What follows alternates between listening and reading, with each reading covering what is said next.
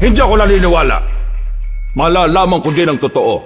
At kapag nangyari yon, ako mismo ang kakatay sa'yo. Patunayan mo muna, Kapitan. Mali naman yung puro katamang hinala. Patahimikin mo na ako, Kapitan. Hindi kita susundin. Akin na katawan na to. Tigilan mo na ako. Pagkatapos dudukutin ko naman ang mga mata mo. Saka kita babalatan ng buhay. Maglulumuhod ka habang nagmamakaawa sa akin.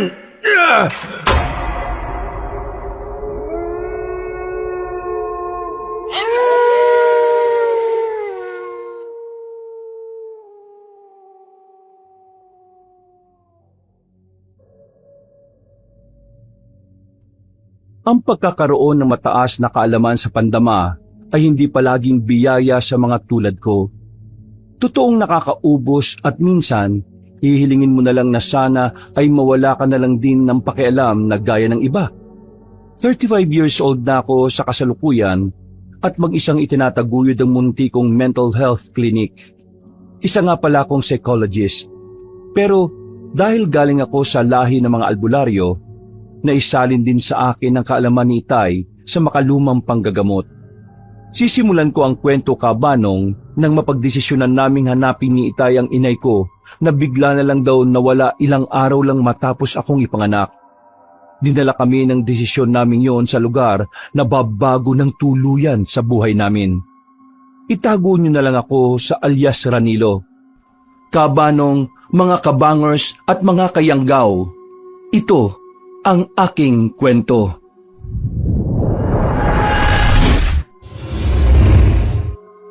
Bago nga pala magsimula ang ating kwento, sana'y mapindot nyo muna ang subscribe button at ang notification bell para lagi kayong nanonotify pag may bago tayong mga kwento. At huwag nyo rin kalilimutan mag-like at comment. Napakalaking tulong po ito sa ating channel para mas makapagatid pa kami sa inyo ng mga magaganda at mga nakakapangilabot na mga kwento. At ngayon, sa ating pagpapatuloy.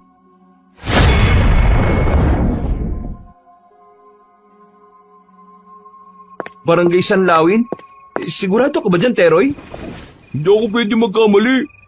Hindi man 100% pero yung amoy na yun, doon talaga nang gagaling. Naniniwala ako sa kakayahan mo, Teroy. Ang ibig sabihin buhay siya. Buhay siya, Karamil. May kakaiba lang sa kanya na hindi ko masiguro kung ano. Pero oo, buhay siya. Maraming salamat naman kung ganon. Tama ko. Ramdam ko siya. Marahil tamang oras na din para hanapin ko siya. Ngayong tapos ka na sa pag-aaral mo, Ranilo, makakampante na akong maghanap sa iyong ina. Kahit saan at kahit kailan. Kaya mo naman na siguro ang sarili mo. Kaya ko na ho ang sarili ko. Pero sino bang nagsabi sa inyo na magpapahiwan ako, Itay? Sasama ako sa paghahanap nyo kay inay. Ano? Pero paano ang trabaho mo? Akala ko may madali na lang ho yun. Magpapalipat ako ng probinsya. Ako na ang bahala doon. Hindi ako papayag na mag-isa nyo lang hahanapin si inay. Kaya ko naman, iho. Saka, hindi ako mag-isa. Kasama ko naman si Teroy. Gusto ko rin makilala si inay. Hayaan nyo na ako sa mama. Ay, nako. Pahala ka na nga. Hindi naman kita mapipigilan at hindi ko naman hawak ang mga paa mo. Oo nga pala. Kailangan nyo malaman na hindi basta-basta ang barangay na yun. Talatang usap-usapan sa mga karatig bayan na delikado daw pumasok doon. Lalo na mga dayong tulad ninyo. Inaasahan ko na yan, Teroy.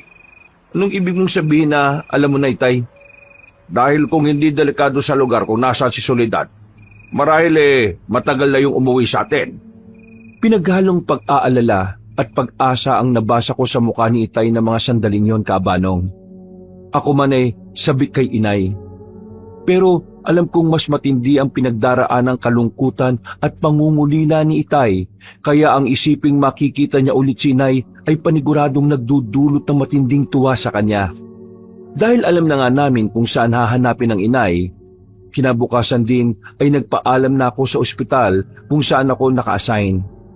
Sinabi ko na lang kay Itay na inilipat ako kahit ang totoo ay nag-resign na muna ako talaga.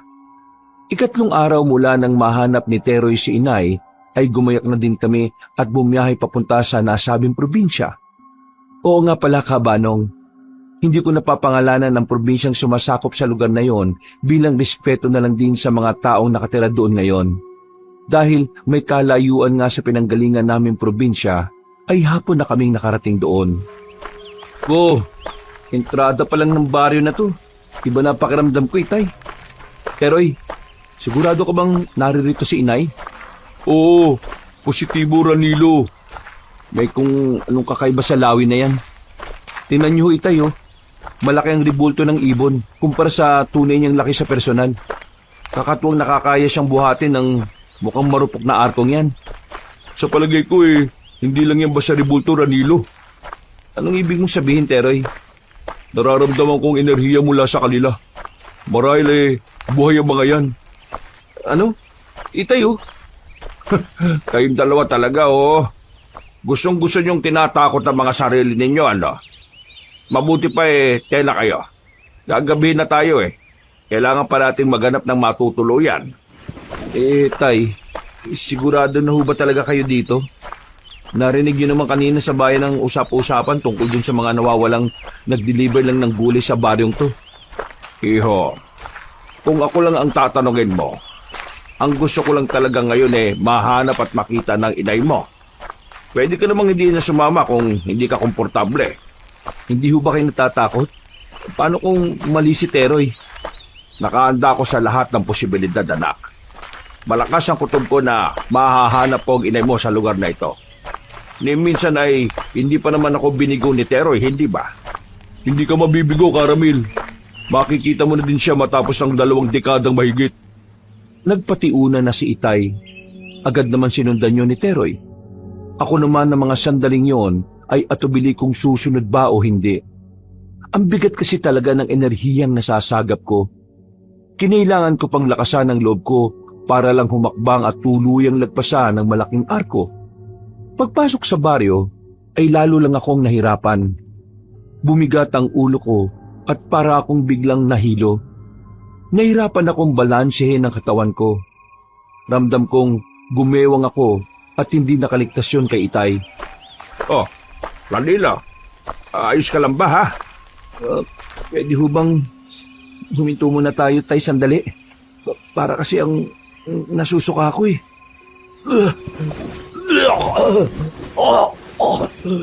Ganyang kalakas ang koneksyon mo sa kalikasan at mga enerhiya. Nakakamangha naman. Hindi ka lang magiging mahusay na albularyo. Malakas din ang intuition mo. Magiging advantage mo yan sa kahit na kanino balang araw, anak. Anong nakakamangha sa ganito, Itay? Halos hindi na ako makagulapay. Ang bigat ng pakiramdam ko mula pa kanina. Ano ba kasing klaseng lugar to?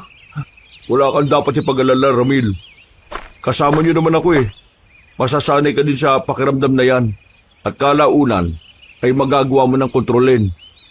Ha? Ganun ba? Hindi ba pwedeng ngayon na? Diday ko pa yung may malalang hangover Kakaiba sa pakiramdam. Hayaan mong akayin ka namin ni Teroy, iho. Gustuin ko manghayaan ka lang magpahinga, pero kailangan na nating lumarga. Sa tansya ko ilang minuto na lang at lulubog na ang araw. Wala pa tayong matutuluyan. Ako nang bahala kay Ranilo.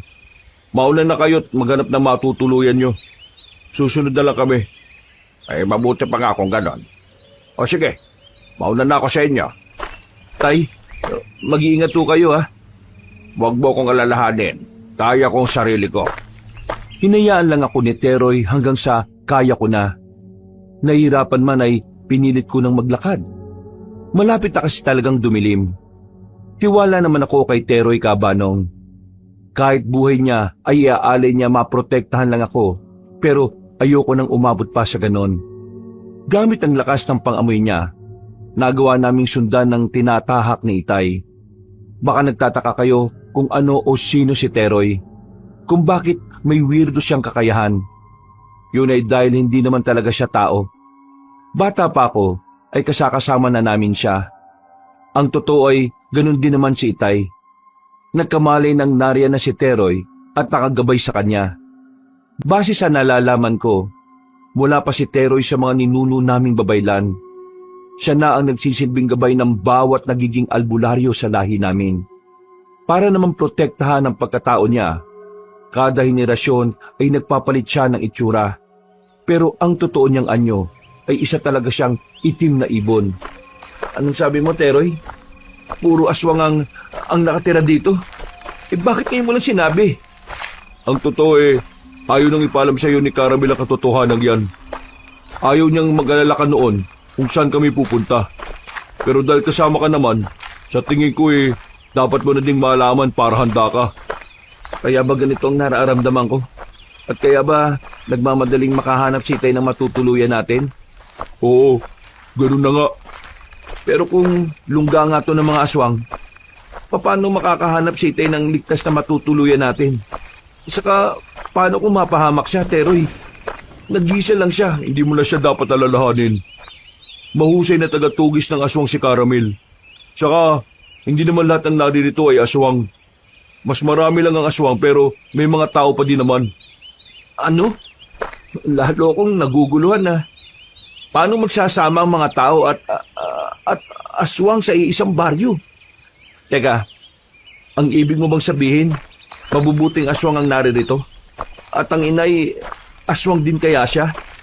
Malalaman mo ang kasagutan sa lahat ng tanong mo kapag tumagal na tayo dito. Hindi ko pa rin alam ang sagot sa mga yan Kahit ako, namamangha at naguguluhan. Teka, nandito si Caramel. Talaga? Saan banda? Diyan sa kanan o kaliwa? Dito sa kanan. Halika. Sige. Oo nga. Ayun ang sapatos niya sa labas ng bahay. Si Teroy na ang kumatok sa pintuang gawa sa kawayan, Kabanong. Agad namang yung bumukas at doon nga ay isang dalaga ang sumalubong sa amin. Hindi ko masasabi kung anong reaksyon ang nasa mukha niya nang makita kami. Pinaglipat-lipat niya lang ang tingin sa amin pero hindi nagsasalita o nagtatanong man lang. Masasabi kong kasing lamig ng yelo ang enerhiya niya. Nang banggitin ni Teroy na kasama kami ni Itay, sakalang walang pagdadalawang isip na binuksan ito ng malaki ang pintuan. Kasamaan daw sila ng matatandang lalaki, ina. Ganun ba? Ay sige, papasukin mo sila. Tuloy daw kayo. Naroon na matandang lalaki, oh. Ramil ang pangalan ng tatay ko. Maraming salamat sa pagpapatuloy. Radilo, yung matandang babae. Siya yun. Ha? Siya si Soledad. Ano? Siya ang... Kilala mo si ina? Oo, Binibini. Siya ay walang iba, kundi ang ina ng... Dito na muna tayo pansamantalang manunuluyan, Ranilo. Teroy, magbabayad ako ng upa sa isang bakanting kwarto nila. Nakita ko na kanina, kasya naman tayo doon. Ano na nga ulit yung sinasabi mo, mataba at maitim na binata? Huh? Mataba at maitim na binata? Iha, pasensya ka na ha. Nahilo lang sa biyahe ang mga yan kaya mukhang wala sa wisyo. Wala naman silang ibang gustong sabihin. Lalong hindi namin kilala si Soledad. Tay? Atena, makapagpahinga na tayo. Soledad, maraming salamat ulit sa pagpapatuloy mo sa amin ha. Malaking tulong ito sa pagsisimula namin ng bagong buhay dito. Hayaan mo, sa oras na makabili ako ng lote na tatayuan ng bahay, makakalipat naman kami kaagad. Ano ka ba naman? Hindi naman kayo titira ng libre dito. Wala kang dapat ipagpasalamat. Ang totoo niyan ako ang dapat magpasalamat sa inyo. Makakatulong sa aming mag-inang ibabayad ninyo. Ay, ganun ba? Oo nga pala. Ito ang paunang bayad. Ang bilis mo naman. Hindi ka pa nga sigurado kung magugustuhan yung tumira sa baryong ito Sigurado kung tatagal ako dito, Soledad. Siya, ikaw ang bahala. Paano? Magluluto na muna kami. Sumabay na kayo sa hapunan namin mamaya, ha? Oo, sige. Maraming salamat. Litong-lito ko sa mga nangyayari ng sandaling yung, Kabanong. Kung siya nga ang nanay ko, hindi ganong klase ng senaryo ang inaasahan ko sa unang beses na makakaharap ko siya. Mas emosyonal at makabagbag damdamin ang makikita ko. Aaminin kong kahit pinalaki ako ni Itay ng busog sa pagmamahal, may parte pa rin ng puso ko ang hindi nagawang punan yon. At yon ay ang kasabikan sa yakap ng isang ina. Kung ano nga ba ang pakiramdam na mayakap niya? Nang tingnan ko si Itay, ay nabasa ko ang lungkot sa mga mata niya. Magkakahalong emosyong nakikita ko doon pero may isang mas nangingibabaw. Ang tingin ng pagbabanta. Hindi nagbabanta sa masamang paraan, kundi para bigyan kami ng senyales at pigilan kami ni Teroy na magtanong o magsalita pa. Dahil doon ay isa lang ang nasiguro ko. May pinagtatakpan siya. O mas maiging sabihin na may pinoprotektahan. Lahat ng yon ay nasagot naman nang nakapasok na kami sa magiging kwarto namin. Kaya pala ako, parang may kakaiba sa kanya. Ano kayang dahilan at nakalimutan niya na kayo? Ha, Caramil? Hindi ko pa rin alam, Teroy. Kung hindi ako nagkakamali sa tansya ko halos kaedad ko lang yung babaeng yun, Tay. Anong ibig sabihin nun? Ranilo, isa lang ang nasisiguro ko. Hindi ako magagawang pagtaksila ng iyong ina. Yung pagkawala niya ng alaala, yun pa lang kaduda-duda na. Itay, paano naman kayo nakasisiguro na nalimutan niya na kayo? Paano kung nagpapanggap lang siya para pagtakpan ng naging kasalanan niya? Ranilo, kung may nakakilala man sa inay mo, ako yon. At sinasabi ko sa iyo ngayon na hindi siya ganong klase ng babae. Isa pa, siya pa din ang nanay mo kaya respetuhin mo siya. Lalo na't hindi pa natin alam ang buong kwento. Pasensya na ho kayo, Itay. Nadadala lang ho ako siguro ng emosyon ko. Nababahala ko matapos kong malaman kung gaano kadelikado ang sinuong natin para lang mahanap siya. Pagkatapos, ganito pa ang dadatnan natin. Ay, Teroy, ikaw talaga Wala nang maililihim sa iyo wala akong dapat na paglihiman sa inyo ni Ranilo. Parehas niyo akong gabay. Wala na akong sinabi. Huwag na ho kayong magalit kay Teroy, Itay. Malaking tulong sa akin na sinabi niya ang kakaharapin natin sa baryong ito. Hindi naman ako galit, iho. Ang sa akin lang ayoko nang mag-alala ka ng gusto. Saka, nauunawaan ko din kung saan ka nang gagaling.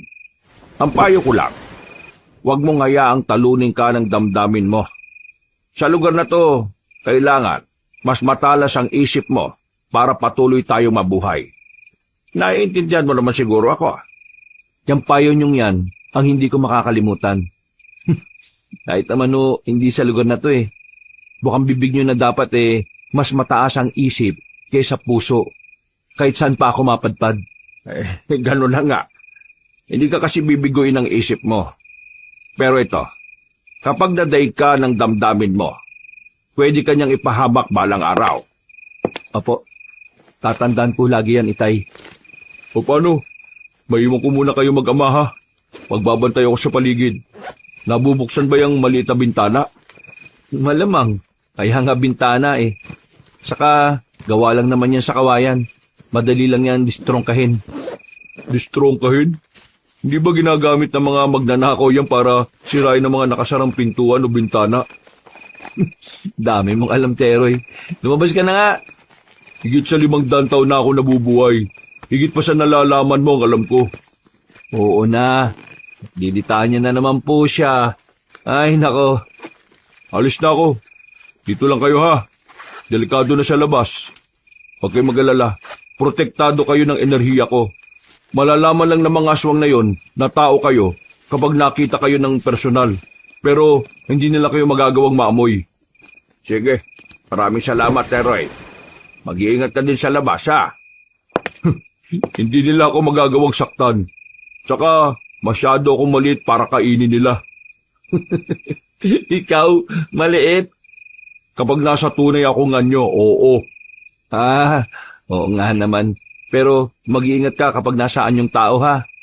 Sa laki mong yan kahit 10 aswang, mabubusog Ranilo, tigilan mo na nga yung pangasar mo kay Teroy. Hindi mo yan magagawang pikunin. Hindi yan tinatabla ng kahit na anong damdamin.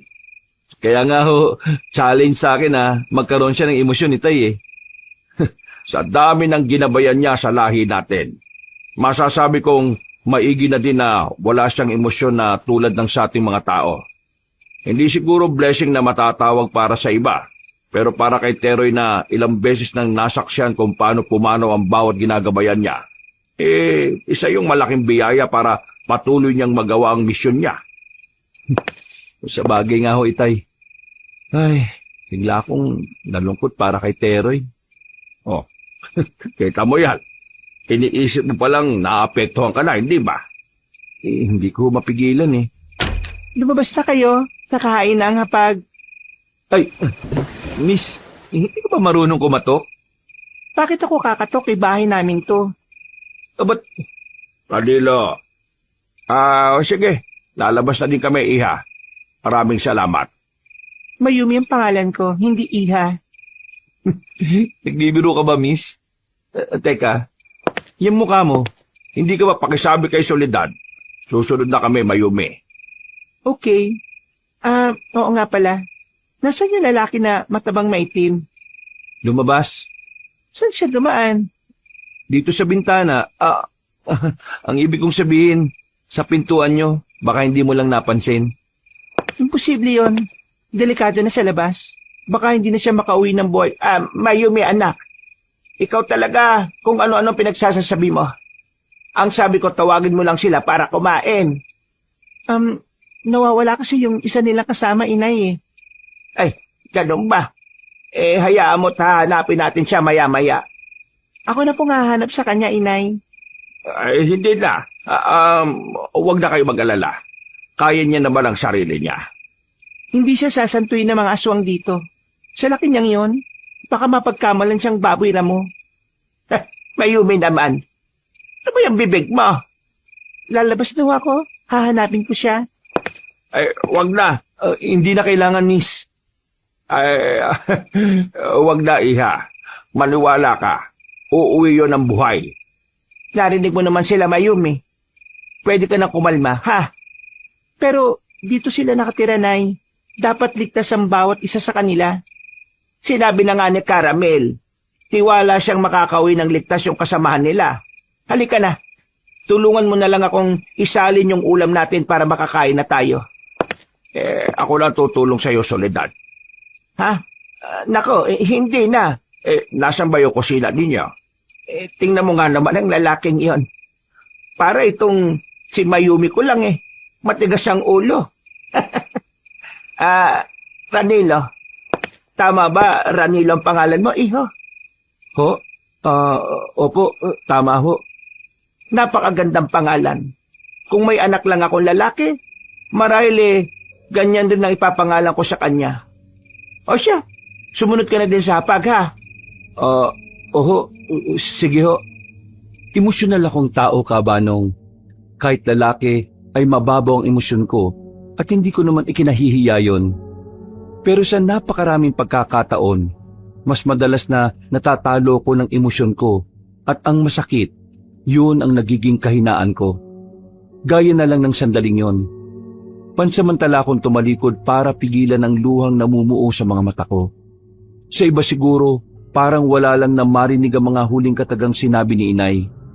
Pero para sa akin na matagal nang nangungulila at ang mabigyan ng pagkakataon na makaharap siya, ay hindi naman ako makilala. Aaminin kong naapektuhan talaga ako. Napakarami kong gustong sabihin sa kanya na hindi ko magawa dahil hindi niya naman ako kilala bilang anak niya. Hindi ka ba susunod? Nandiyan ka pa? Baka kasi mawala ka din bigla gaya ng kasamahan nyo eh. Saan naman ako pupunta? Hindi ko alam. Magpaalam ka para malaman ko. Wala kang pinakaiba magsalita kay Teroy. Teka, huwag mo sabihin wala ka rin pakiramdam. Pakiramdam? Oo, teka. Bakit mo inuntog yung ulo mo dyan sa poste? Nasaktan ako. Masakit. May pakiramdam ako. Ay, Diyos ko. Makakain na nga lang. Sumunod ka sa akin. Nagluto ng espesyal si nanay. Agad na nga akong sumunod sa kanya noon habang naiiling. Weirdo siyang babae pero hindi na bago sa akin ang ganon. Nang dahil halos ganon din ang kilos at pananalita ni Teroy. May nararamdaman akong kakaiba sa babae. Na noon nga ay hindi malabong nakababata akong kapatid. Hindi ko lang ma-pinpoint kung ano yon.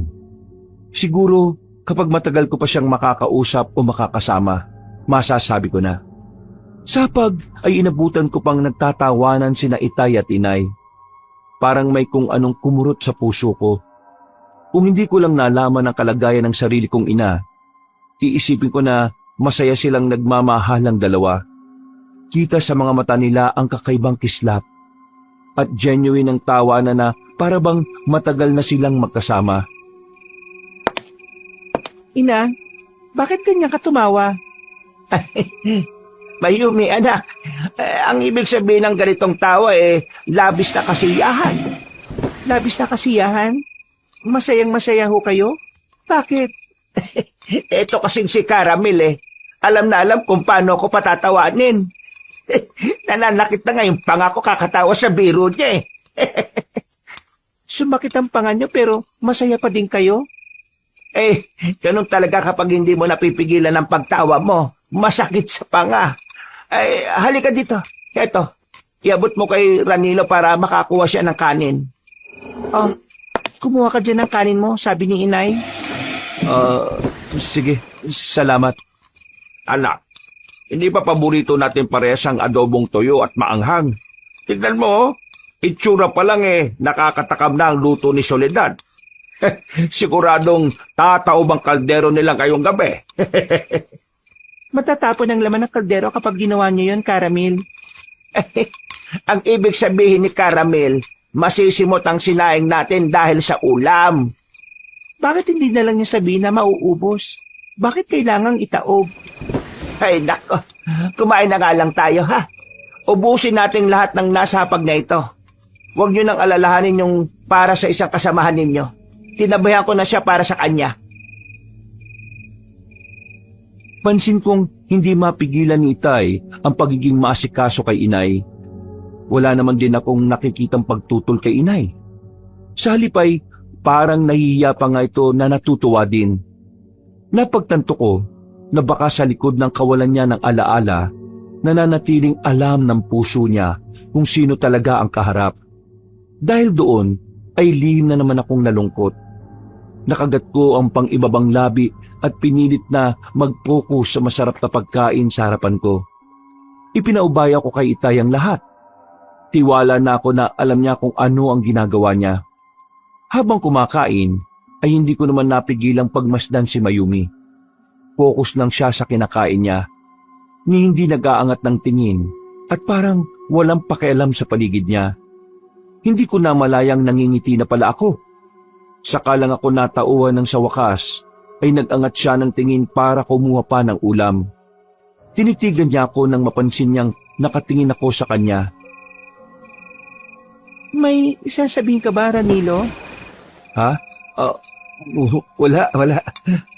May problema ba, iho? Wala ho, Itay. Kasi... Hayaan mo na siya, Caramel. Normal na magandaan siya kay Mayumi. Alam mo ba, maraming manliligaw ang anak kong yan. Nga lang walang tumatagal dahil sa kasungitan niya. Ay nako, nakakakamali ho kayo. Hindi ho pwede. Hindi pwede? Bakit naman? Pinagbabawalan ka pa din ba nitong tatay mo na magnobya o manligaw man lang? Nako, Hindi gaya ni Mayumi. Pihikan lang din kasi talaga itong si Ranilo ko, Soleng. Soleng? Teka, parang pamilyar sa akin ang palayaw na yan. Sino nga bang tumatawag sa akin ng ganyan? Hindi ko maalala Aray ko, ang sakit ng ulo ko. Ina, ano ba ginagawa nyo? Sinabi ko na sa inyo na hindi makakatulong na pinipilit yung mag-isip Teka, kukuha ko ng gamot ninyo. Ano bang nangyayari sa'yo? Ayos ka lang ba, ha? Ayos lang ako. Wala ito. Sige na, ipagpatuloy nyo yung pagkain. Mamaya-maya lang mawawala na din ito. Sigurado ka ba? Oo, ayos lang ako. Huwag ka na mag-alala. Nung ko mas napatunayang nawalan nga talaga marahil ng alaala si Inay. Ganun kasi ang natural na reaksyon ng katawan kapag pinipilit makaalala ng isang taong dumadaan sa kaparehong kalagayan. Hindi nagtagal si Mayumi bumalik na din bitbit ang parang shot glass. May laman yung likido na ininom ni inay. Bagamat alam kong nag-aalala, wala pa din ako makitang emosyon sa mukha ni Mayumi. Pino ang mga kilos niya at walang pagmamadali, na parabang kalkulado niya ang mga dapat niyang gawin. Sandaling nangunot ang noo ko. Pinagmasdan ko siya. Bumalik siya sa harap ng hapagkainan at kumain na parang walang nangyari. Anong ibig mong sabihin? May sakit din si Mayumi? Tay, hinaan niyo lang mo yung boses niyo. Baka marinig nila tayo. Hindi ba? Doktor ka naman talaga. Wala namang masama kung nakikita mo nga talagang may problema sa kanya. Baka matulungan mo pa siya. Masyadong mabigat ang nakikita kong posibleng kondisyon niya, Itay. Ano ba kasi yon, ha? Ganun ba talaga kabigat para hindi ipaalam sa kanila? Oo eh. Kailangan ko pa siyang masuri ng gusto bago ko masabi kung tama ang hinala ko. Ay, ganun ba? Matatagalan naman tayo dito eh. Kung gusto mo, habang nag-a-adjust tayo sa lugar na to, gamitin mo din yung pagkakataong yun para kilalanin pa si Mayumi. Tay, kung hindi niyo ho mamasamain, hanggang kailan ho ba niyo planong manatili dito? Ay, ako, hindi ko pa alam, anak. Hanggang sa maibalik ko siguro yung alaala ng inay mo at maisama siya pa uwi natin. Paano ho kung hindi na bumalik pa ang alaala niya, Itay? Siguro mag-a-adjust na lang ako. Magpapakilala ulit ako sa kanya. Bubuo kami ng mga bagong alaala. Pero anak, hindi ko gustong ikulong ka sa ganitong sitwasyon. May sarili kang buhay. Kung inaalala mo ko, ipinapangako ko sa iyo na magiging ligtas ako sa lugar na ito. Pinapalis niyo na ho ba ako, Itay? Hindi naman sa ganon. O, talagang bata ka, oh. Ang sa akin lang ayokong isipin mo na obligasyon mong samahan ako rito. Pwede mong harapin ang sarili mong buhay kahit kailan mo gustuhin. Ay, alam ko naman po yun. Desisyon kong samahan kayo at hindi po ako aalis. Huwag kayong mag-alala, Itay. Kapag hindi ko na kaya, magpapaalam naman ako. Kinabig ako ni Itay Kabanong. Inakbayan at may kalakasang tinapik ang balikat ko. Hindi niya man sabihin, ay nababasa ko sa mga mata niya ang pasasalamat. Sa likod ng isip ko, wala kong ibang gagawin kung hindi ang samahan siya at suportahan. Pakiramdam ko yun naman ang tamang panahon para makabawi ako sa lahat ng sakripisyo niya noon para sa akin. Kinagabihan ay hindi ako kagad nakatulog. Marahil ay namamahay. Maalinsangan din dahil pinagpapawisan ako. Nakasara kasi ang mga bintana kaya halos walang pumapasok na hangin. Nang tingnan ko si Itay, ay tulog na tulog siya. Nakanganga pa nga at parang hindi apektado sa temperatura doon. Luminga ako sa paligid. Wala pa din si Teroy. Sinubukan kong pumito. Isa yun sa paraan ng tawagan namin ni Teroy. Narinig ko naman ang sagot niya sa hindi kalayuan. Mukhang nasa malapit lang siya kaya nakampante na din ako. Ay, hindi pa talaga pwedeng buksan ng bintana na to. Kahit konti lang, para may makapasok na hangin. Pero paano kung may mga aswang na bigla na lang sumilip o pumasok dito? Hindi pa naman ako nakakakita ng mga tulad nila pero hindi ko pwedeng baliwalain ang nararamdaman ko. Simula nang pumasok kami sa baryo na to. Malakas at mabigat talaga ang enerhiya dito. Sige na nga, huwag na lang buksan. Wala namang mawawala kung susunod ako. Saka mukhang hindi naman apektado si Itay. Sa sala na lang siguro muna ako. Nagpasya na lang akong lumabas ng kwarto. Kailangan ko ding uminom ng tubig. Pakiramdam ko kasi ay nasasakal na ako sa init ng gabing yon.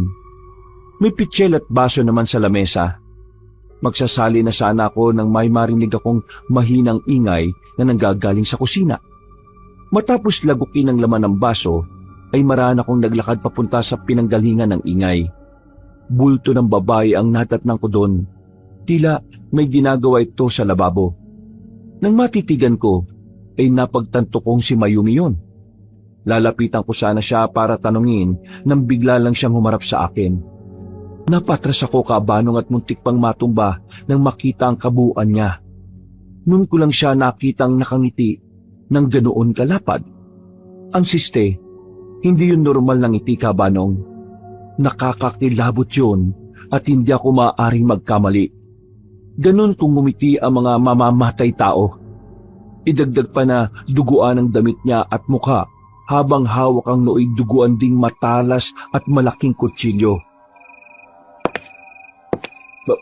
Mayumi, anong ginagawa mo dito? Bakit may hawak ka na kutsilyo? Gising ka pa, Ranilo? Ha? Hindi, ang ibig kong sabihin, oo. Nagising lang ako dahil mainit eh. Teka, saan ka pupunta? Bakit lumalapit ka sa akin? Tinatanong mo kung anong ginagawa ko, hindi ba? Ha? Pero maawa ka sa akin.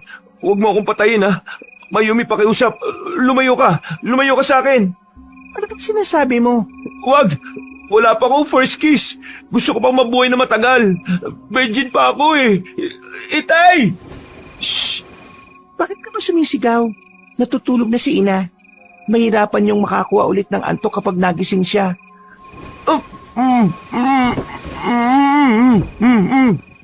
Sinabi ko lang tumigil kay. Ano ba? Mayumi, anak.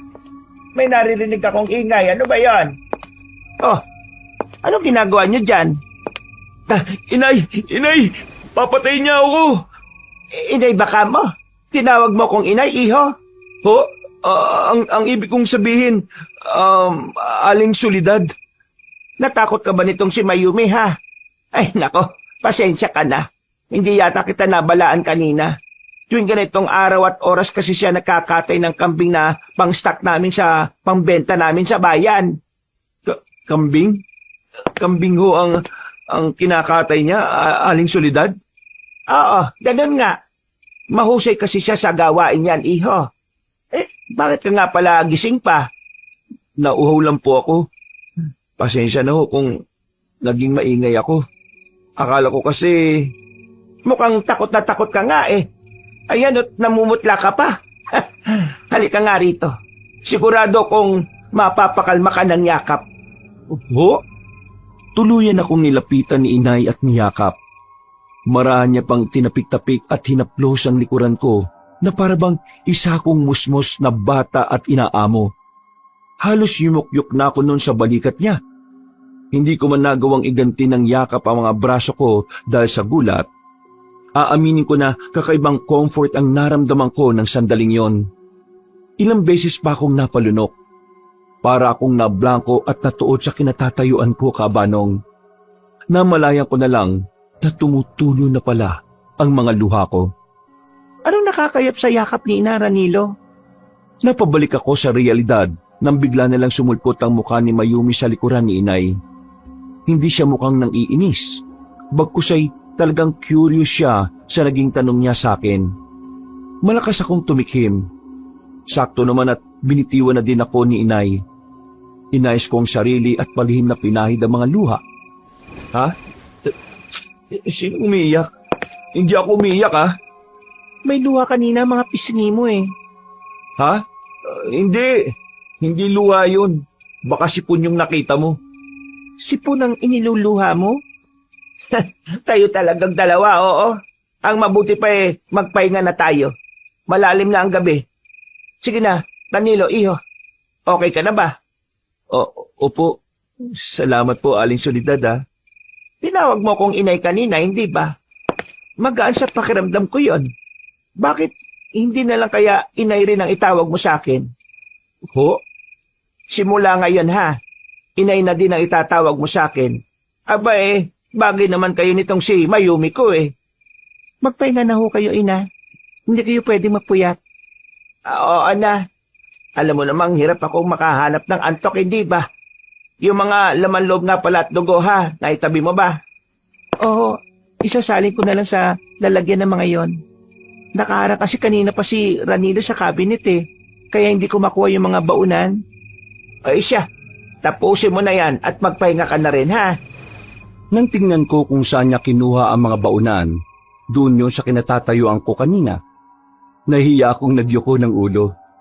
Ang akala ko pa naman ay aatakihin niya ako, kaya siya lumalapit. Nakagat ko ang pang-ibabang labi. Minalasan ako doon. Lasang kalawang. Saka ko lang naalala na yung madugo nga palang kamay ni Mayumi ang ipinangtakip niya kanina sa bibig ko. Halos masuka-suka ako noon, pero hindi ko na lang ipinahalata sa kanila. Nang pabalik na ako sa kwarto namin ni Itay, ay binasa ko ang ibabang bahagi ng suot kong damit, saka yun ipinunas sa buo kong mukha. Kinabukasan, Sino ba yung kumakatok at kulang na lang sirain yung pinto? Ranilo anak, buksan mo nga. Nagsasalin ako ng tubig na mainit Ako na Ramil, dito lang kayo ha. Soledad, ilang beses ba akong kakatok bago ka magbukas ng pintuan, ha? Ay, Kapitan, ano magandang balita at napatpat ka sa pamamahay ko? Magandang balita. Ano itong naririnig ko na nagpatuloy ka daw ng dayo rito? Dayo, kanino mo naman narinig ang balitang yan? Madalas ka kasing maniwala sa mga sabi-sabi. Huwag mo nga akong pinaglololoko, Soledad.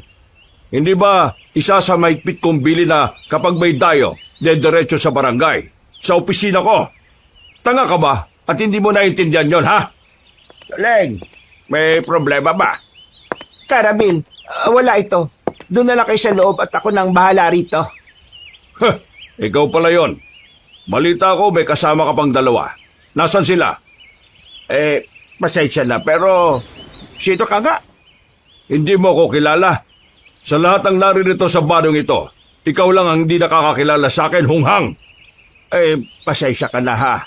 Gaya nga ng nasabi mo kanina bago lang kami rito. Tama. Kapatid ko siya na galing pa sa malayong probinsya. Kasama niya ang dalawa kong pamangkin. Naninibago lang sila dito pero hindi sila dayuhan. Dito na kami pinanganak at lumaki. Sila ang isinama ni Itay sa probinsya niya kaya ngayon lang kami nagkita-kita. Kahit na, dapat dinala mo pa din sila sa barangay. Wala ka na ba talagang respeto sa akin, ha, Soledad? Baka nakakalimutan mo.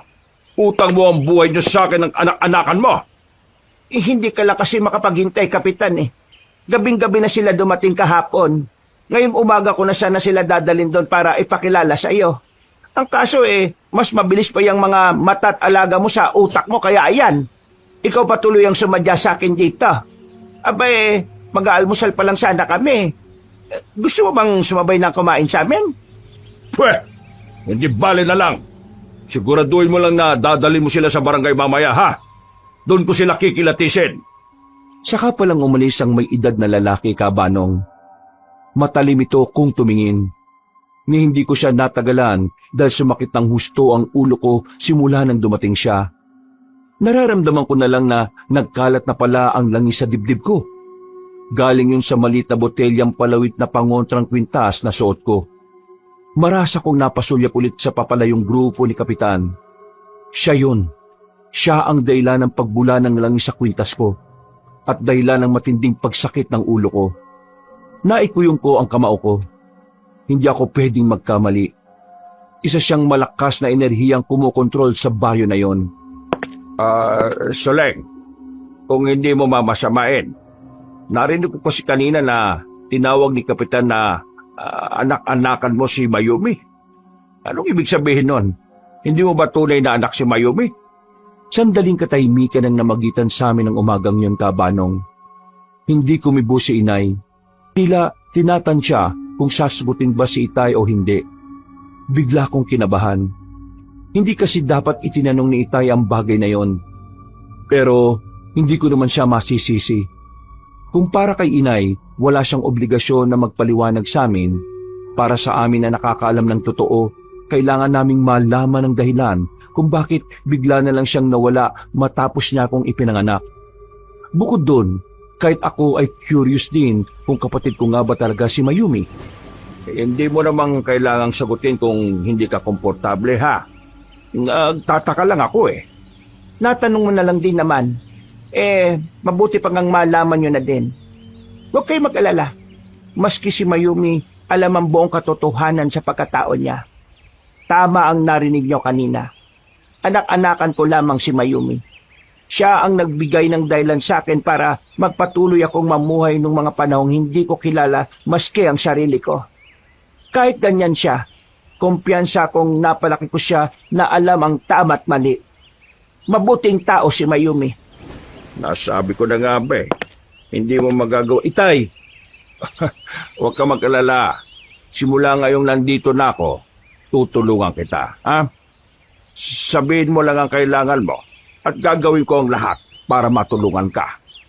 Ano bang sinasabi mo, Karamil? Ang mabuti pa practicein mo ang sinabi ko kanina. Magkapatid tayo na nagkahiwalay.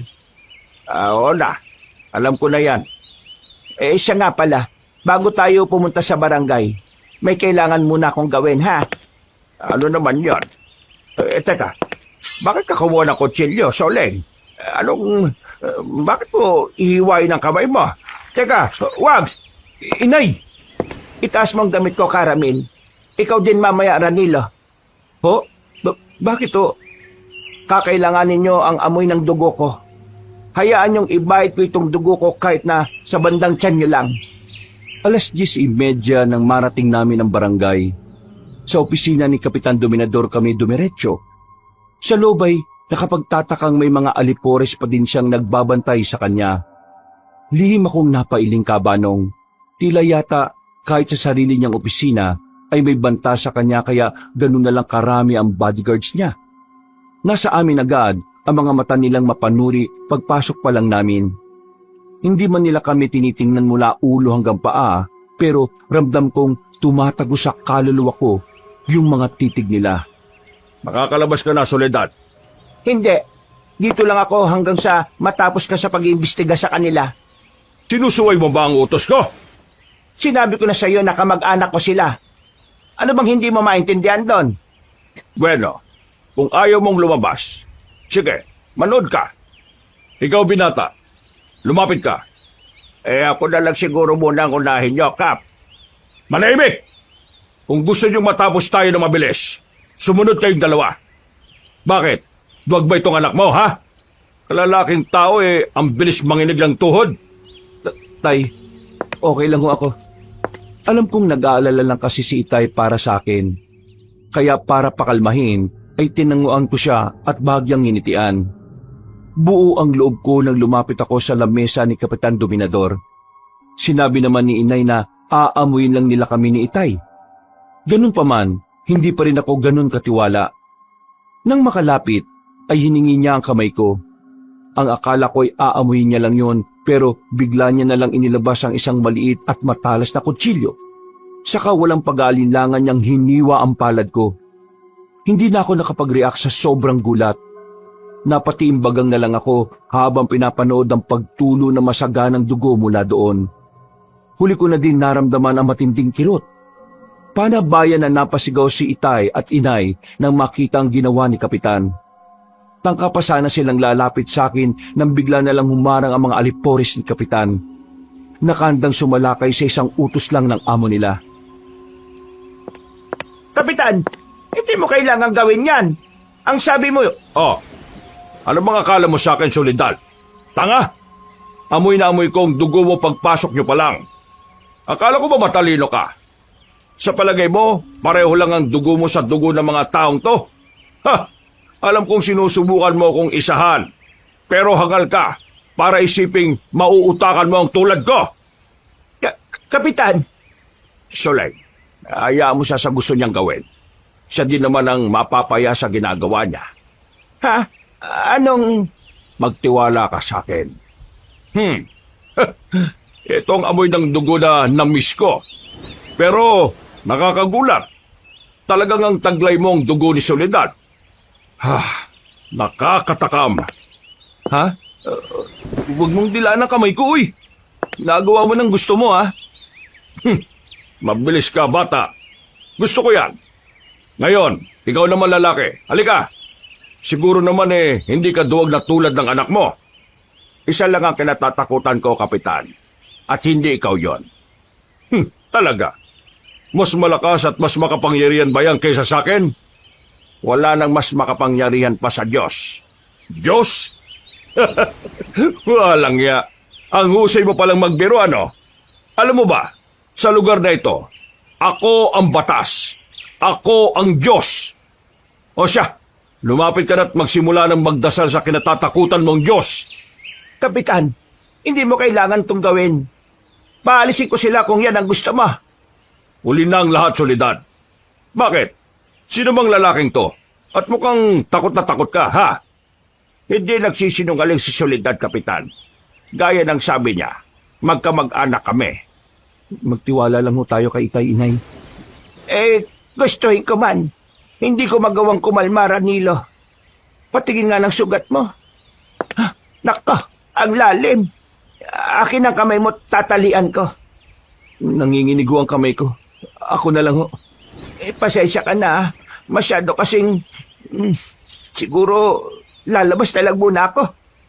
Ako na hong gagawa niyan, Inay. Mayumi! Sa labas na lang kayo maghintay. O siya, sige. Huwag mo sana silang pababayaan, ha? Mayumi, Iha! What a pleasant surprise! Sa tagal kong nagpapatawag sa iyo ngayon ka lang nagpunta dito ng walang abiso. Sina yung inaalala ko. Wala akong tiwala sa'yo. Bilib talaga ako sa tabil ng dila mo. Halika, lumapit ka. Alam kong gustong-gusto mong panoorin ang gagawin ko. Tapusin mo na yan ng mabilis, Kapitan. May importante pa kaming ipapagawa sa mga bisita ni Inay. Sigurado ka? Sayang naman ang pagkakataong tulad nito.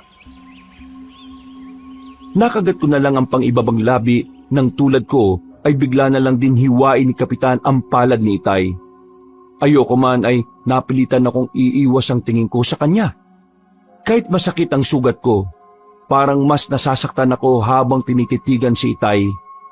Walang ekspresyon ng mukha niya. Sa halip ay nakatitig lang siya ng matalim kay Kapitan. Kabaliktaran ng reaksyon ko, si Mayumi ay prenteng nakatayo sa gilid ko. Titig na titig sa nangyayari. Nangunot ang noo ko nang mapansin ang panlalaki ng mga itim sa mata niya. Hindi ko alam kung may insulto ba ako o ano dahil batid kong ikinatutuwa niya ang nangyayari kay Itay. Saka muling sumagi sa isip ko ang maaaring kondisyon niya. Muling pinatunayan ng senaryong yon ang hinala ko. Hindi ko tuloy mapigilang isipin. Anong klaseng impyerno ba ang lugar na yon? Bukod sa pugad na mga aswang, tila pinamamahayan pa ng isang psychopath. Imposible ito. Hindi maaari. Pwede na ba kami gumuwi, Kapitan? Paano ka nagkaroon ng dugo na Soledad, ha? Hindi ba't sinabi na namin sa'yo? Magkapatid kami. Hindi ako naniniwala. Malalaman ko din ang totoo. At kapag nangyari yon, ako mismo ang kakatay sa'yo. Patunayan mo muna, Kapitan. Mali naman yung puro katamang hinala. Ngayong malinaw na ang lahat. Siguro naman hindi mo na kami guguluhin. Nalilimutan mo na ba? Ako ang batas sa lugar na ito. Ano man ang gustuhin ko, gagawin ko at walang sino man ang makakapigil sa akin. Mag-ingat kayo mag-ama, ha? Dahil hindi ko basta pinaniniwala ng mga tulad nyong dayo. Gusto lang naman namin makasama si Soledad. Yun lang ang gusto namin. Wala kaming planong manggulo o makialam sa marumi mong pamamalakad, Kapitan. Umuwi na tayo. Mauna na kami, Kap. Baka maikonsidera mo na yung matagal ko ng offer sa'yo, Mayumi. Puntahan mo lang ako kung kailan mo gustuhin. Pero walang emosyong tumalikod si Mayumi at nagpatiuna ng lumabas sa amin. Sinabayan ko si Itay. Tumutulo pa din noon ng dugo sa sugat niya. Tila hindi niya naman yon iniinda. Nakakuyom lang ang kamay niya. Bago lumabas ng pintuan, ay muli ko pang sinulyapan si Kapitan. Nakita ko pa siyang dinidilaan ng dugo sa kamay niya habang nakangising nakatingin sa amin. Aaminin ko, Kabanong, nakakakilabot ang mga nangyayari sa amin. Sa buong buhay ko, hindi sumagi sa isip ko na mamumuhay ako at makikisama sa mga taong tulad nila. Isa akong doktoro sa pag-iisip. Karamihan sa tulad ko ay hindi naniniwala sa mga nilalang na tulad ng aswang o tao na kumakain ng karne ng kapwa-tao. Pero sa kanila, isa lamang yung kondisyon sa pag-iisip na pwedeng magamot o mapigilan. Pero dahil may gabay kami na tulad ni Teroy, na bagamat hindi naman kumakain ng karne ng tao, batid kong hindi rin siya galing sa mundong ito, na totoo ang tulad nila. Paano nangyari na may dugo kong nananalaytay dyan sa ugat mo, ha, Karamin? Mahalaga pa ba yon? Ang importante ngayon ligtas na kami ni Ranilo. Tama ka, pero hindi ako mapakali. Totoo ba na nakapatid kita?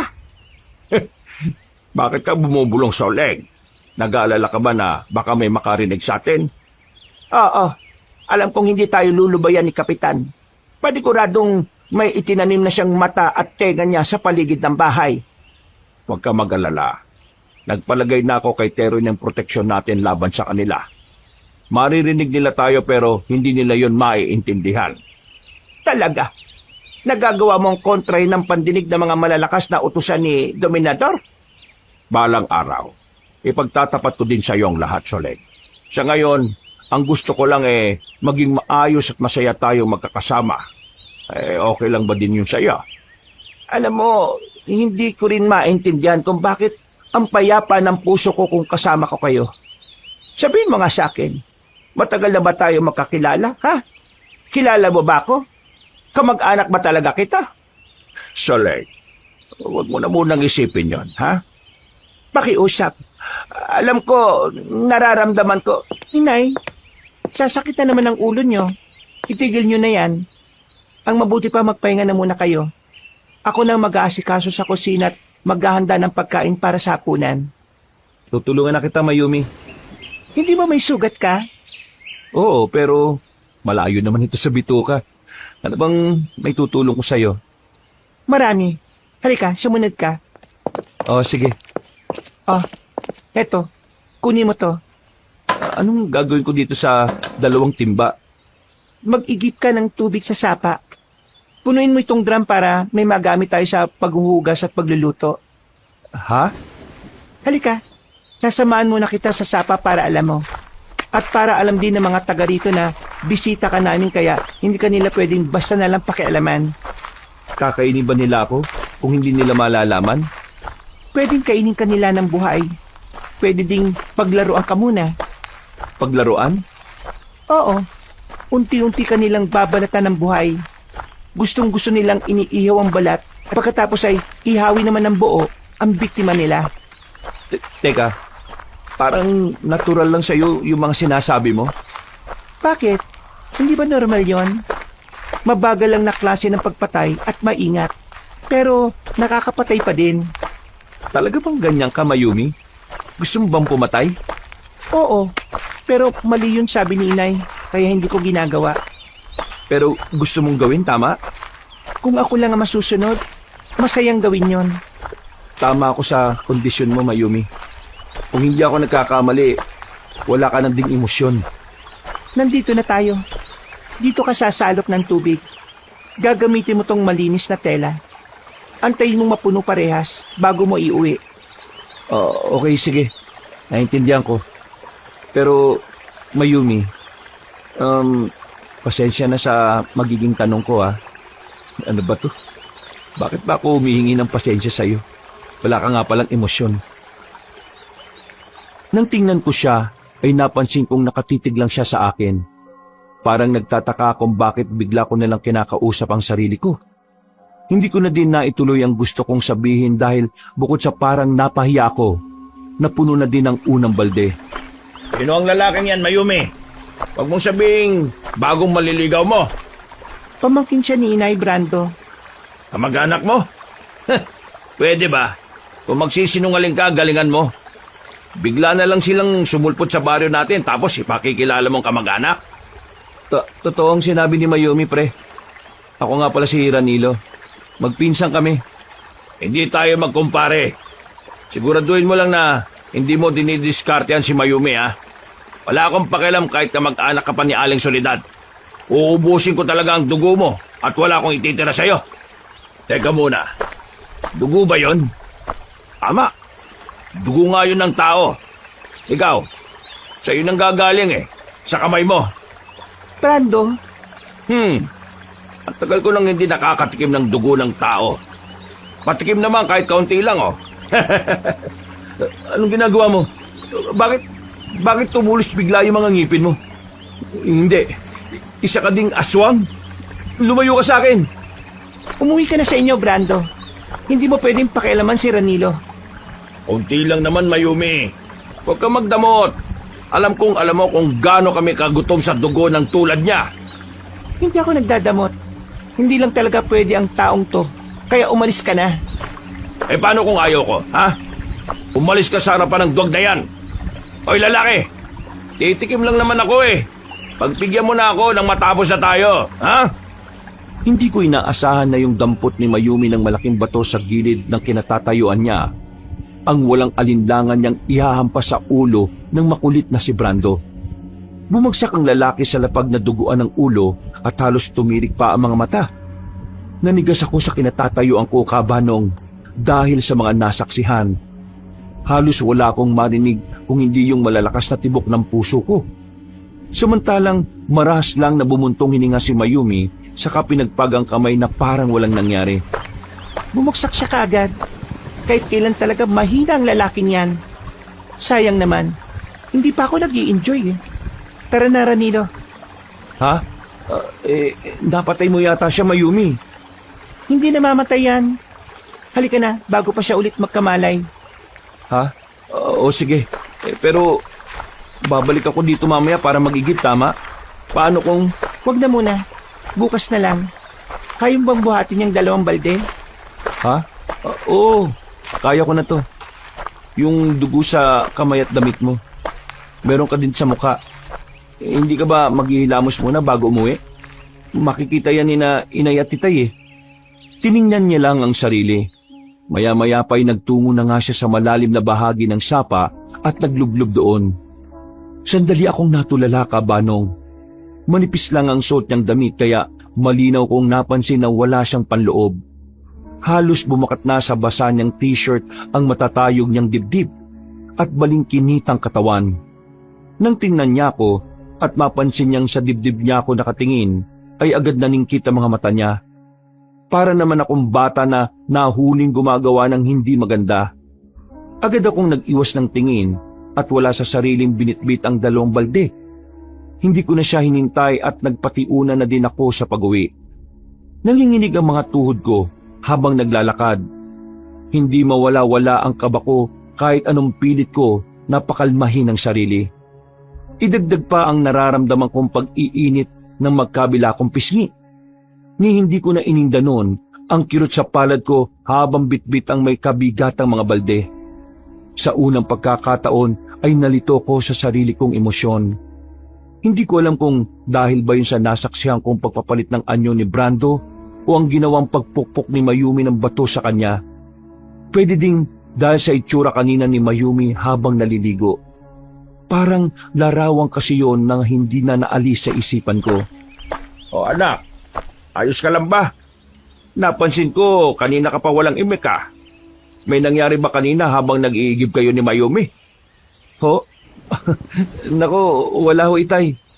Bakit? May sinabi ho ba sa inyo si Mayumi? Alam mo anak, hindi ka mahusay maglihim o magsinungaling. May dapat ba akong malaman? Tay, kanina kasi may pinukpok ng bato sa ulo si Mayumi. Pinagtanggol niya lang naman ho ako dun sa lalaking aswang na gustong manakit sa akin. Pero wala ho siyang pakundangan kung manakit eh. Kinatutuwa niya ho yung gawin. Nabanggitin niya ni Soledad sa akin anak. Bata pa daw si Mayumi, ganyan na talaga siya. Masaya siyang nakakapatay ng kung ano-anong hayop. Kinakatay niya at pinaglalaruan. Isa ho siyang psychopath. Delikado hong tulad niya. Delikado kung hindi nagabayan ng tama.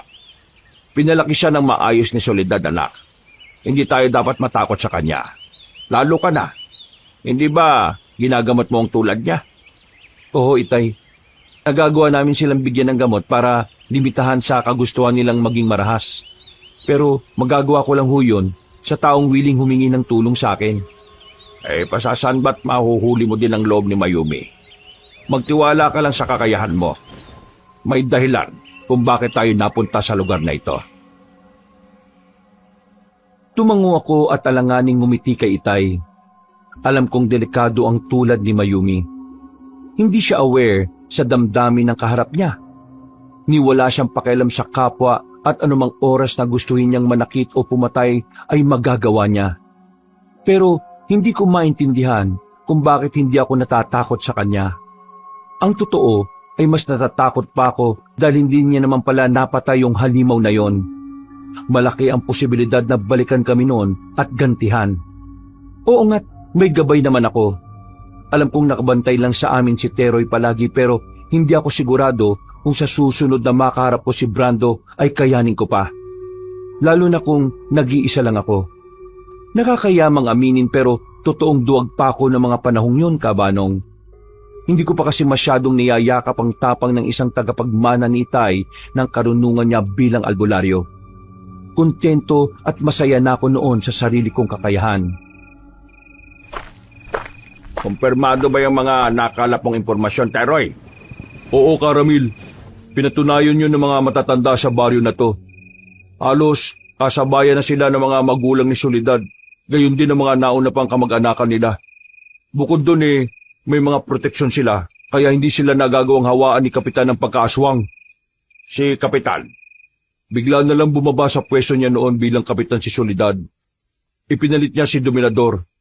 Marami ang nagalit sa kanya dahil sa ginawa niyang yun. pero bakit?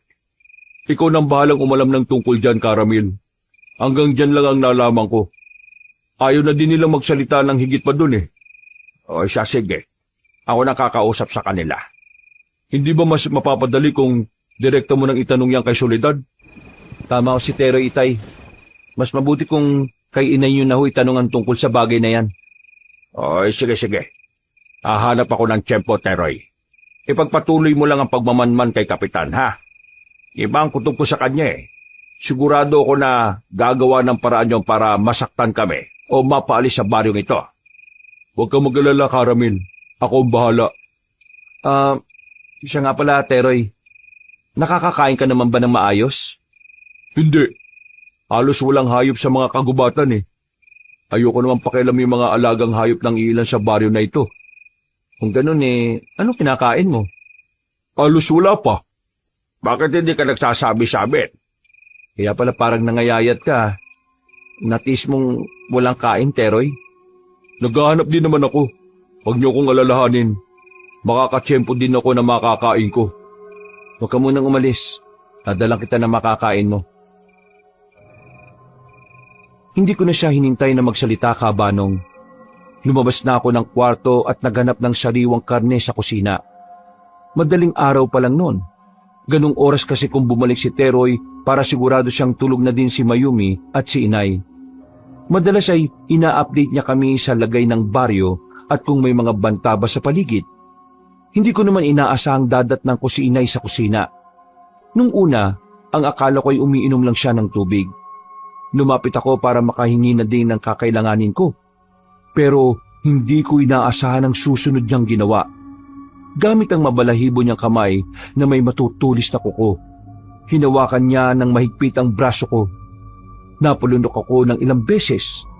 Inakala ko pa na halimaw yun na nagpanggap lang bilang si Inay. Pero pag-angat ko ng tingin sa kanya, napagtanto ko na si Inay pa din talaga yon. Halos hindi lang siya makilala dahil sa naging itsura niya ng gabing yon. Parehas itim ang mga mata niya. At tulad ng ngipin ni Brando, naging ganun din ang sa kanya. Inay, aswang din ho kayo na umiinom ng sariwang dugo? Bumalik ka na sa kwarto mo, Ranilo. Bilisan mo! Inay, Umalis ka, sabi! Alis na! Inay, anong... Ranilo, Mayumi, si Inay. bakit gising ka pa? Bumalik ka na sa kwarto mo habang kontrolado pa ni Ina ang katawan niya. Anong ibig mong sabihin? Mangingibabaw ang aswang sa kanya. Hindi niya makokontrol ang sarili niya, lalo na kapag nagsisimula na naman si Kapitan na kontrolin siya. Pwede ka niya masaktan o kaya ay mapatay. Hindi. Patahimikin mo na ako, Kapitan. Hindi ka na susundin. Akin ang katawan na to. Tigilan mo na ako. Ayoko na ng ganito. Ayoko na. Anong nangyayari? Sinasabunutan niya sarili niya, Mayumi. Baka nagsisimula na naman si Kapitan na utusan sila. Inay, wag po! Nalalagas ang buhok niyo, oh! Sinabi lang huwag mo siyang lapitan. Halika na, pumasok ka na sa kwarto niyo. Kulang na lang ay bitbitin niya ako nung pabalik sa kwarto namin ni Itay. Bago pumasok ay nakita ko pang nakalood na sa sahig si Inay at halos iuntog ang ulo niya doon. Nasasaktan akong mapanood na nagkakaganon siya. Pagpasok ay nakakunot na noo ni Itay ang sumalubong sa amin. Hindi pa man ako nagsasalita ay parang may ideya na siya kung ano ang nangyari. Tumayo siya at dali-daling lumabas. Sinubukan naman namin siyang pigilan na lumapit kay Inay dahil delikado pero hindi siya nagpatinag. Walang pag-aalinlangan niya yung niyakap at sinubukang pakalmahin. Pero ganun na lang ang pagpupumiglas ni Inay. Hanggang sa mangyari na nga ang kinatatakutan namin. Bigla niya na lang kinagat sa braso si Itay. Naging dahilan yon para makawala si Inay. Matapos yon ay tumalon siya sa kalapit na bintana at mabilis na nawala sa kadiliman ng gabi. Itay, tingnan niyo! Ang lalim ng sugat niyo, oh! Ang inay mo, Ranila! Huwag ko kayo mag-alala, Caramel. Babalik din ang Inay bukas. Kung hindi niyo sana siya nilapitan, baka nagawa niya pang pigilan ng sarili niya. Magagawa niyang hindi sundin ang mga utos ni Kapitan. Utos ni Kapitan? Anong ibig mo sabihin? Sa palagay ko nagagawa silang manipulahin ni Kapitan Itay. Kailan pa nahawa ng pagkaswang ni Kapitan ang inay mo, Mayumi? Hindi ko alam. Nakalakihan ko na ganyan siya. Pero hindi lahat ng aswang dito tulad ni Inay. Hindi siya kailanman tumikim ng karne o dugo ng tao. Ang sabi niya, ginagawa niya yung para maprotektahan ako laban sa aswang na nananahan sa katawan niya. Hindi ito maaari. Hindi maaari. Kailangan kong gumawa ng paraan para matulungan siya. Tutulungan niyo ang Inay? Saan? Hindi siya pwedeng mabuhay na lang bilang aswang, Mayumi. Gagawa ko ng paraan para maalis sa katawan niya ang mutya. Pero Itay, pwede ho ba yun? Kung totoo nang nakamulatan na ni Mayumi na ganyan si Inay, ibig sabihin, napakatagal na ng mutya sa katawan niya. Alam ko, hindi ko rin alam, Ranila. Basta, gagawin ko ang lahat. Uubusin ko ang lakas ko para mailigtas ko lang ang inay mo. Inay mo? Ililigtas si Inay? Sino ba talaga kayo? Saka bakit kayo umiiyak? Ha, Caramel? Wala ito, Mayumi. Nalulungkot lang ako sa kalagayan ng inay mo. Nalulungkot ka kaya ka umiiyak? Kung sa bagay, nakikita ko ding umiiyak si Inay noon. Ang sabi niya, nalulungkot siya sa hindi niya malamang dahilan. Talaga? Oo, pakiramdam niya daw. May nakalimutan siyang mahalagang bagay na sobrang nagpapanumpot sa kanya.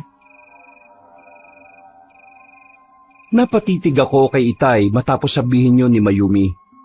Lalo lang nadagdagan ng lungkot na nababasa ko dun. Marahil ay kami ang tinutukoy ni Mayumi na nakalimutan ni Inay.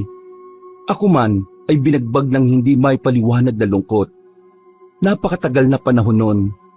Saka ko lang napag-isip-isip, bakit nga kaya kami nakalimutan ni Inay? Sa anong dahilan? Sa pakiwari ko, hindi rin aware si Inay na nakalimutan niya kami.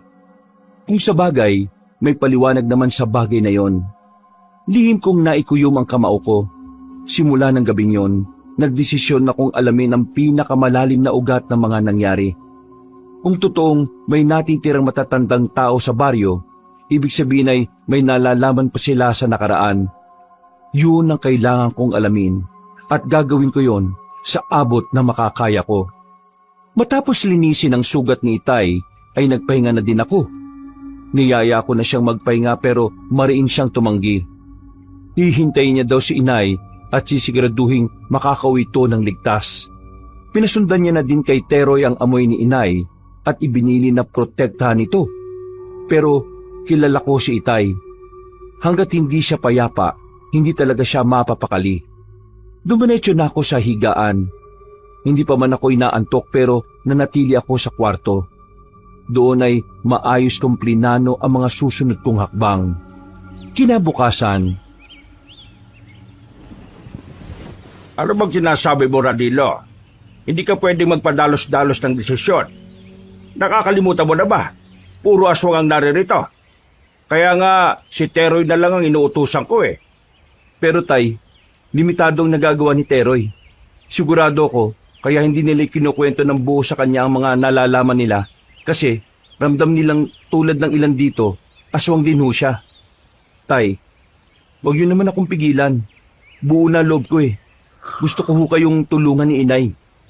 Naalala lang naman kita. Hindi ako sigurado kung sapat ang proteksyon mo. Napakarami nila eh. Nagtitiwala ho ako sa bigay niyong proteksyon. Gaya ng nagtitiwala din ako na hindi ako magagawang pabayaan ni Teroy, itay. Sigurado ka ba talaga? Sa oras na lumabas ka dyan hindi ka na pwedeng umatras. Para sa kaliwanagan natin, itay. Umaasa din ako na sa gagawin ko, may ambag man lang ako sa plano niyong pag-alis ng mutya kay inay. O siya, sige. Mukhang hindi na rin naman kita mapipigilan pa eh. Eto, dalhin mo na lamang ito. Ano ito? Teka, buho na kinortihan at ginawang espada? Tay naman, hindi na ako bata't mukhang laruan lang Pero napakahusay na sandata niyan laban sa mga aswang anak. Seryoso kayo, itay? Pero paano? Aray! Ano ba, Caramel? Kita mo na. Didikit ko lang sa balat ni Tero yan pero halos maglupasay na siya sa sakit. Alam mong matagal gumaling kapag galing sa buho na kawayan ng sugat eh. Paano ko makakalipad mamaya? Hindi ka lilipad. Sasamahan mo si Ranilo kahit saan siya magpunta. At saka, kaunti lang naman yan. Pinakita ko lang kay Ranilo. Pasensya ka na. Naku, sa susunod, kakagatin kita para makabawi ako. Ikaw talaga, Mangha kong tinitigan ng hawak na buho. Hindi ako makapaniwala na ang ganong kanipis na bagay ay may kakayahang sakta ng gusto ang mga nilalang sa lugar na yon. Mariin ko yung hinawakan sa kangumiti. Bukod doon, ay pinasuot din ni Itay sa akin ang sinturon niyang pinasadya at nilagyan ng buntot pagi. Nagtataka na nga ako noon kung bakit napakarami yatang sandata ni Itay laban sa mga nilalang na yon. Wala naman akong matanda na kumalaban siya ng aswang noon. O baka hindi niya lang talaga sinasabi sa akin. Malayo-layo na kami sa bahay nang bigla na lang humabol si Mayumi at sumabay sa paglalakad namin ni Teroy. Nagulat pa ako nang pabato niyang ibinigay kay Teroy ang parang baunan ng tubig. Agad naman yung tinungga ng gabay ko. Nang punasan niya ang bibig, ay saka ko lang napagtanto na pulang likido pala ang iniinom niya mula roon. May pupuntahan ka ba, Mayumi? Meron. Ganun ba? Saan naman? Dito rin ang tungo mo? Oo. Kung saan kayo pupunta? Ha? Sasama ako sa inyo ni Teroy. Gusto ko ding tulungan ng inay. Alam mo ang gagawin ko? Narinig ko kayo kanina ni Caramel. Pero paano si inay? Ligtas siya doon. Kasama niya si Caramel. Ang tatay mong hindi ligtas sa kanya kapag nagbago siya ng anyo. Yun nga eh. Bakit ka pa umalis? Paano kung mapahamak si Itay? Dahil gusto ko. Kung gusto mo bumalik ka, ikaw ang magbantay sa tatay mo. Pilosopo ka pa ng lagay na yan, ha? Kaya mo na. Babalik naman ako mamaya bago magdilim, eh. Yun din ang sinabi ko kay inay kanina. Babalik ako kagad. Hindi mo naman kailangan gawin to, Mayumi. May mga itatanong din ako sa'yo. Hindi ko pwedeng itanong sa harapan ni inay. Talaga? Ano naman yun? Mamaya na lang. Sus, pinapaisip mo pa ako, eh. Ang dami ko nang iniisip ngayon, eh. Sige, kung ayaw mo magtanong, ako na lang magtatanong sa'yo. Ano naman ang may tutulong mo sa amin kung sakali, ha? Tagapukpok sa ulo ng mga hindi sasagot sa tanong mo. Ano? Mayumi, hindi mo pwedeng idaan palagi sa init ng ulo mo. Mga tao ang kakausapin ko, hindi mga halimaw. Ibig sabihin, hindi ko sila pwedeng saktan?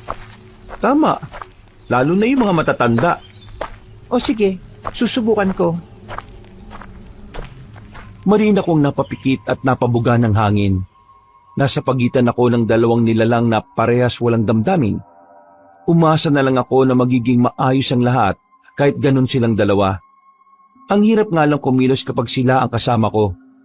Hindi sila marunong umiti man lang o tumawa. Lahat ng ginagawa o sinasabi nila, Literal. Pakiramdam ko, kahit isang linggo ko lang silang makasama ng kami-kami lang, magiging katulad na din nila ako. Sa tulong ni Teroy, ay natuntun namin ang bahay ng mga taong nananatiling nakatira sa baryo. Matanda ng karamihan sa kanila, na kahit sa kabila ng delikadong sitwasyon sa baryo, pinili nilang huwag umalis doon. Katwiran nila ay doon na sila ipinanganak at tumanda, kaya doon din sila mamamatay. Walang sino man, kahit patulad ni Kapitan ang makakapagpaalis sa kanila doon. Maayos naman nila akong pinatuloy sa mga tahanan nila at kinausap na maayos. Kalaunan, napagtagpi-tagpi ko ang mga detalyeng nalaman ko mula sa kanila. Hindi man 100% pero kahit papaano ay nagkaroon ng kalinawan ang mga tanong namin ni Itay. Madilim na pala. Hindi natin namalayan ng oras. Naparami yata ang bahay na pinuntahan natin, Teroy. Napunta naman natin lahat, Ranilo. Karamihan nga sa kanila matatandaan eh. Ay, hindi ko lang maiwasang maawa sa kanila. Iniwan sila ng ibang kapamilya nila para magpasakop kay Kapitan. Anong susunod mong plano? Pag-iisipan ko pa. Ngayong malinaw na sa akin ang mga nangyari, siguro kailangan ko munang ipaalam kay Itay ang lahat ng yun bago kami gumawa ng susunod na hakbang. Tutulungan niyo bang makaalala ulit si Inay? Yun ang gusto namin, Mayumi. Gusto niyo na maalala kayo ni Inay, tama? Ha? Ano bang sinasabi mo? Wala man akong alam sa damdamin niyo. Naturuan naman ako ni Inay kung paano yun basahin. Alam kong si Inay ang dahilan kung bakit kayo napadpad dito. Mayumi. Ngayon pa lang sasabihin ko na sa'yo, dito lang nabibilang si Inay. Hindi niyo siya pwedeng dalhin sa ibang lugar dahil sa kalagayan niya. Kaya nga kami gumagawa ng paraan para maalis yun, di ba? Ayaw mo bang maalis ang pagkaswang niya? Ganun ko na siya nakilala. Wala naman kaming naging problema. Mayumi. Kailangan na natin magmadali. Nararamdaman ko ng presensya ng mga aswang sa paligid. Ayumi, mahal ko! Ha! Akalain mo nga naman, magkakasalubong pa tayo. Alam mo bang maghapon ko kayong hinahanap nitong pinsan mo? Magaling ka na, Brando. Gusto mo na naman ng panibagong sugat? Ha! Kakaiba talaga ang tapang mo no? Hindi ka malang natatakot na baka kaninang umaga na yung huling pagkakataon na nakita at nakasama mong inay mo? Ako lang ang kailangan mo, Brando. Huwag mong idamay si Mayumi dito kung ayaw mong masaktan. Aray! Braso ko! Bitiwan mo! Huwag kang makialam, duwag na lalaki. Si Tito Dominador na ang bahala sa'yo at sa tatay mo. Ako naman ang bahala kay Mayumi. Napakabango mo talaga, mahal ko. Ang tagal-tagal ko nang nagtitimpi sa'yo. Ngayon na nagbigay na ng hudyat si Tito para tikman kita. Hindi ko na palalampasin yon. Wow! Palabang ka, ha? Gusto ko yan. May patulak-tulak ka pa. Huwag mo akong dikitan. Ang baho ng hininga mo. Ha! Masasanay ka din. Muli sanang yayakapin ni Brando si Mayumi nang ihampas ko sa kanya ang dala kong buho.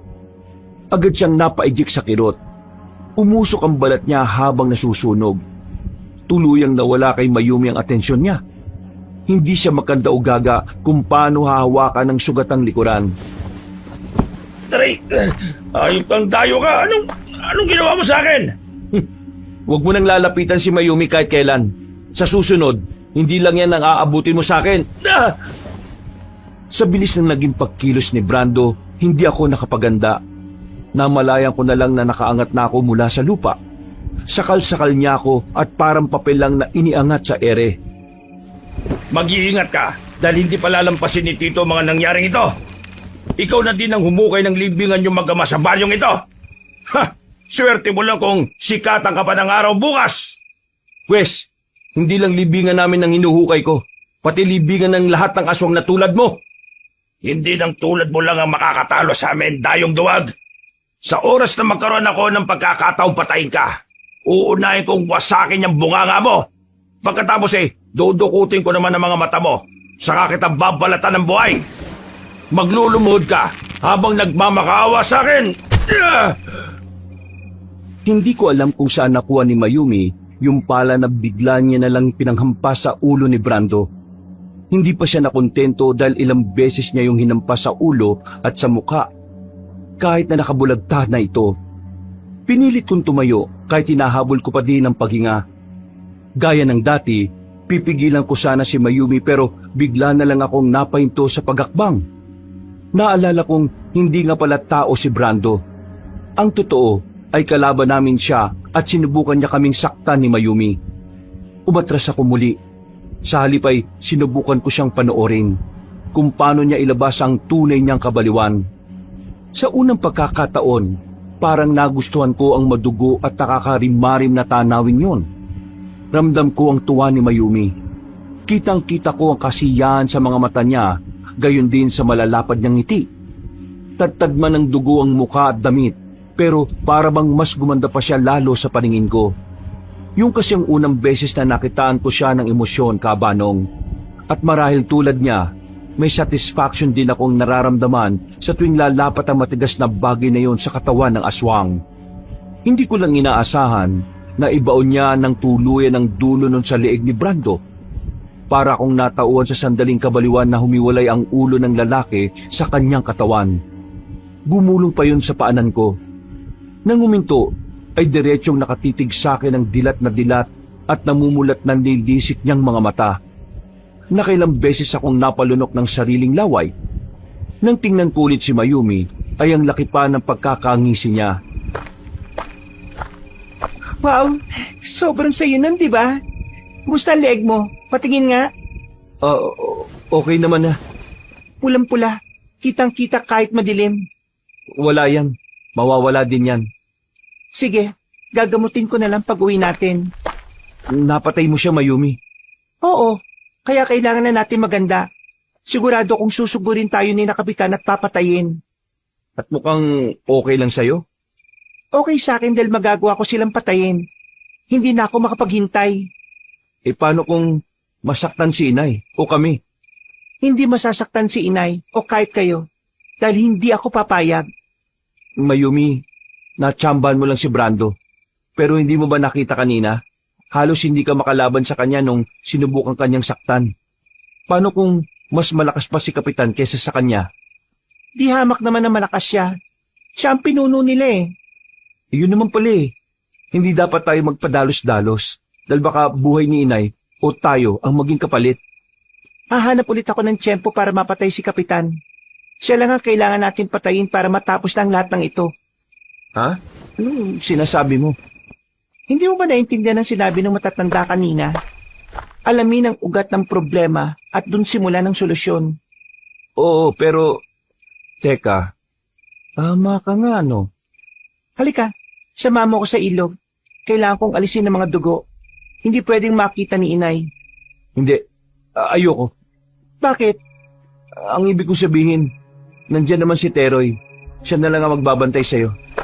Teka, wag mo akong hilahin, Mayumi. Teka! Sandali lang ako. Samahan mo na ako. Ganun na lang ang pagpigil kong huwag siyang tingnan habang nasa ilog. Kahit habang pauwi kami, sa daan lang nakatutok ang mga mata ko. Kung bakit naman kasi lagi na lang manipis ang mga suot niya. Lalo na ng gabing yon. Parehas na puti ang pang-itaas at palda niyang hapit sa katawan niya. Kabaliktaran ng malamig na panggabing hangin ang nangyayari sa katawan ko. Mabuti na lang at narating na namin ang bahay. Pinauna ko na siyang pumasok sa loob habang nanatili muna ako sa labas para magpahangin at magpakalma. May ilang minuto na akong nakaupo nang may maramdaman akong pagkilos sa paligid. Ilang pares na mga mapupulang mga mata ang nakita ko sa paligid ng igala kong paningin ko. Kung hindi ako nagkakamali, nakapalibot sila sa bahay. Pasok ka na sa loob. Tay, alam mong delikado dito sa labas. Kahit may protection ka, hindi garantiya yan na hindi ka nila masasaktan. Oo, sige ho.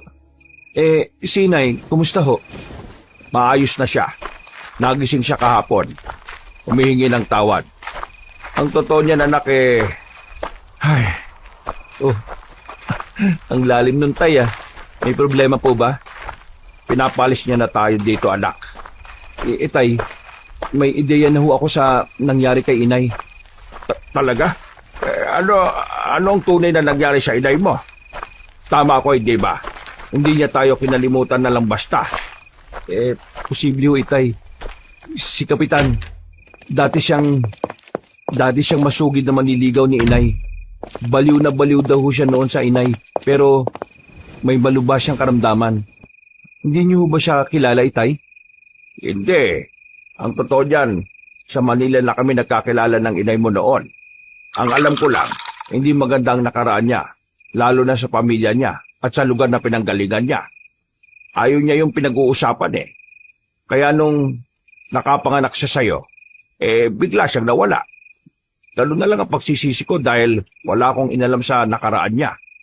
Hindi ko alam kung saan siya hahanapin. Ang nalaman ko ho, kapitana siya dito noon, Itay. Nawala ng ilang taon, kaya ang humalili sa kanya yung unang kagawad niya na pinsan niya. Tapos, bigla siyang bumalik. Pero para lang bumaba sa pwesto. At pagkatapos ay ipinalit niya si Kapitan Dominador sa kanya. Na mga panahong yon, bigla na lang daw gumaling sa sakit niya si Kapitan Dominador at lumakas. Kasunod nun, kumalat ang parang nakakahawang sakit ang pagiging aswang ng mga tao dito. Si Inay daw ho ang nauna. Kaya siya ang sinisisi ng lahat. Ang paniniwala na nakararami, si Inay ang nangyanggaw. Munti ka na siyang sunugin nun pero napigilan daw yun ni Kapitan Dominador. Hindi maaari. May mali anak. Hindi aswang ang inay mo. Paano kayo nakakasiguro, Itay? Gaano katagal niyo na hubang nakasama si Inay? Alam ko anak. Kahit hindi kami ganun katagal nagsama, masasabi kong nakilala ko ang inay mo ng gusto. Maniwala ka sa akin. Saka isipin mo yung sinabi ni Mayumi. Si Kapitan ang kumokontrol sa kanya. Hindi kaya... Yan ho ang kailangan natin kumpirmahin, Itay. Si Inay lang sanang makakasagot ng lahat. Pero wala siyang maalala eh. Tama ka. Kailangang alisin ni Dominador lahat ng alaala niya para siya ang patuloy na sisihin ng mga tao rito. At para protektahan din ang tunay na salarin. Itay, malaking laban ho ang kakaharapin natin. Bukod sa mga nalaman natin, si Mayumi ho kasi may napatay na. Isang aswang. Nabanggit niya sa akin kanina sa loob. Sa palagay ko, magiging mahusay na manunugis ng aswang itong si Mayumi, iho. Itay, para pa ho kayong masaya habang sinasabi yan. Totoo, iho. Nakikita ko ang potensyal ng batang yon. Kapag handa ka ng tanggapin ang pagiging albularyo, maaari kayong maging magandang tandem sa pagsugpo sa mga katulad ni Dominador. Ano pag sinasabi nyo? Wala ho akong plano na maging manunugis ng mga aswang. Tahimik na buhay lang ho ang gusto ko. Hindi na kumibo si Itay, pero makahulugang tingin at ngiti ang ibinigay niya sa akin. Tinapik niya din ang balikat ko bago ko iniwan sa hapagkainan. May mga nakatakip ng pagkain doon, pero wala akong gana kaya pumasok na lang ako sa kwarto't nahiga. Ramdam ko ang pagbigat ng enerhiya sa paligid. Alam kong may mga nagbabantay sa amin na pwedeng sumalakay anumang oras. Alam kong alam din yun ni Itay. Pero ewan ko ba, parang hindi ko naman siya nakikitang nag-aalala. Dahil doon, kaya pinilit kong wag na lang din mag-isip. Mangyayari ang dapat na mangyari. Hindi ko na malayang nakaidlip na pala ako. Hindi naman kasi biro ang lakad na ginawa namin maghapon. Naalimpungatan lang ako dahil sa malakas na yugyog sa balikat ko. Danilo, anak, gumising ka, bilis. Tay? Isama mo si Mayumi at ang inay mo. Lumayo kayo dito. Itay, anong sinasabi nyo? Hindi ko kami aalis. Hindi! Inay! Itay, si Inay ho! Hindi. Lintik. Halika, bilisan mo. Papatay ko kayong lahat! Lumapit kayo sa akin! Ako ang saktan nyo! Soleng! Hindi. Soleng, gumising ka. Inay? Anong nangyari, Mayumi? Si Kapitan, malamang na siyang may gawa niyan kay Inay. Inabutan namin si Inay na nakahandusay sa lapag. Nangingisay habang may dugong lumalabas sa bibig at mga tenga niya. Hindi malaman ni Itay kung paano siya hahawakan. Unang beses yun na nakita kong nagpanik si Itay. Siya kasi ang pinakakalmadong tao na nakilala ko. Nasa ganun kaming sitwasyon nang suguri naman kami ng mga maliliit na aso. Naglalaway at dinaig pa yung nauulol. Hindi ako nabigyan ng tamang panahon para makapaganda, pero husa kong iniharang ang katawan ko para kay inay. Para namang nananadya pa na hindi ko magawang alisin ang sinturon na suot ko. Akma na sana akong sasakmalin ng mga nilalang nang bigla na lang may dumakma sa kanila at inihagi sila isa-isa. Nang tingnan ko kung sino yon, nalaman kong si Teroy pala. Nasaan yung tao siya pero may matatalas na ngipin at kuko. Kasama niya si Mayumi na walang awang hinahataw ng kalaykay ang bawat asong mapapalapit sa kanya. Kusang nagsitakbuhan palayo ang ibang nilalang, habang halos patay na nila Teroy at Mayumi yung mga naiwan. Tama na yan, Teroy, Mayumi. Magtira kayo ng buhay. May kailangan akong iparating na mensahe sa magaling nilang amo. Makakapanakit pa ang isang to pero sige. Malakas na umangil ang aso nang bigla na lang baliin ni Teroy ang muso niya at atakin yon. Sa kanya palang ito inilapit kay Itay. Napangiwi ako, tsaka ko lang napagtanto ang itsura ng bahay.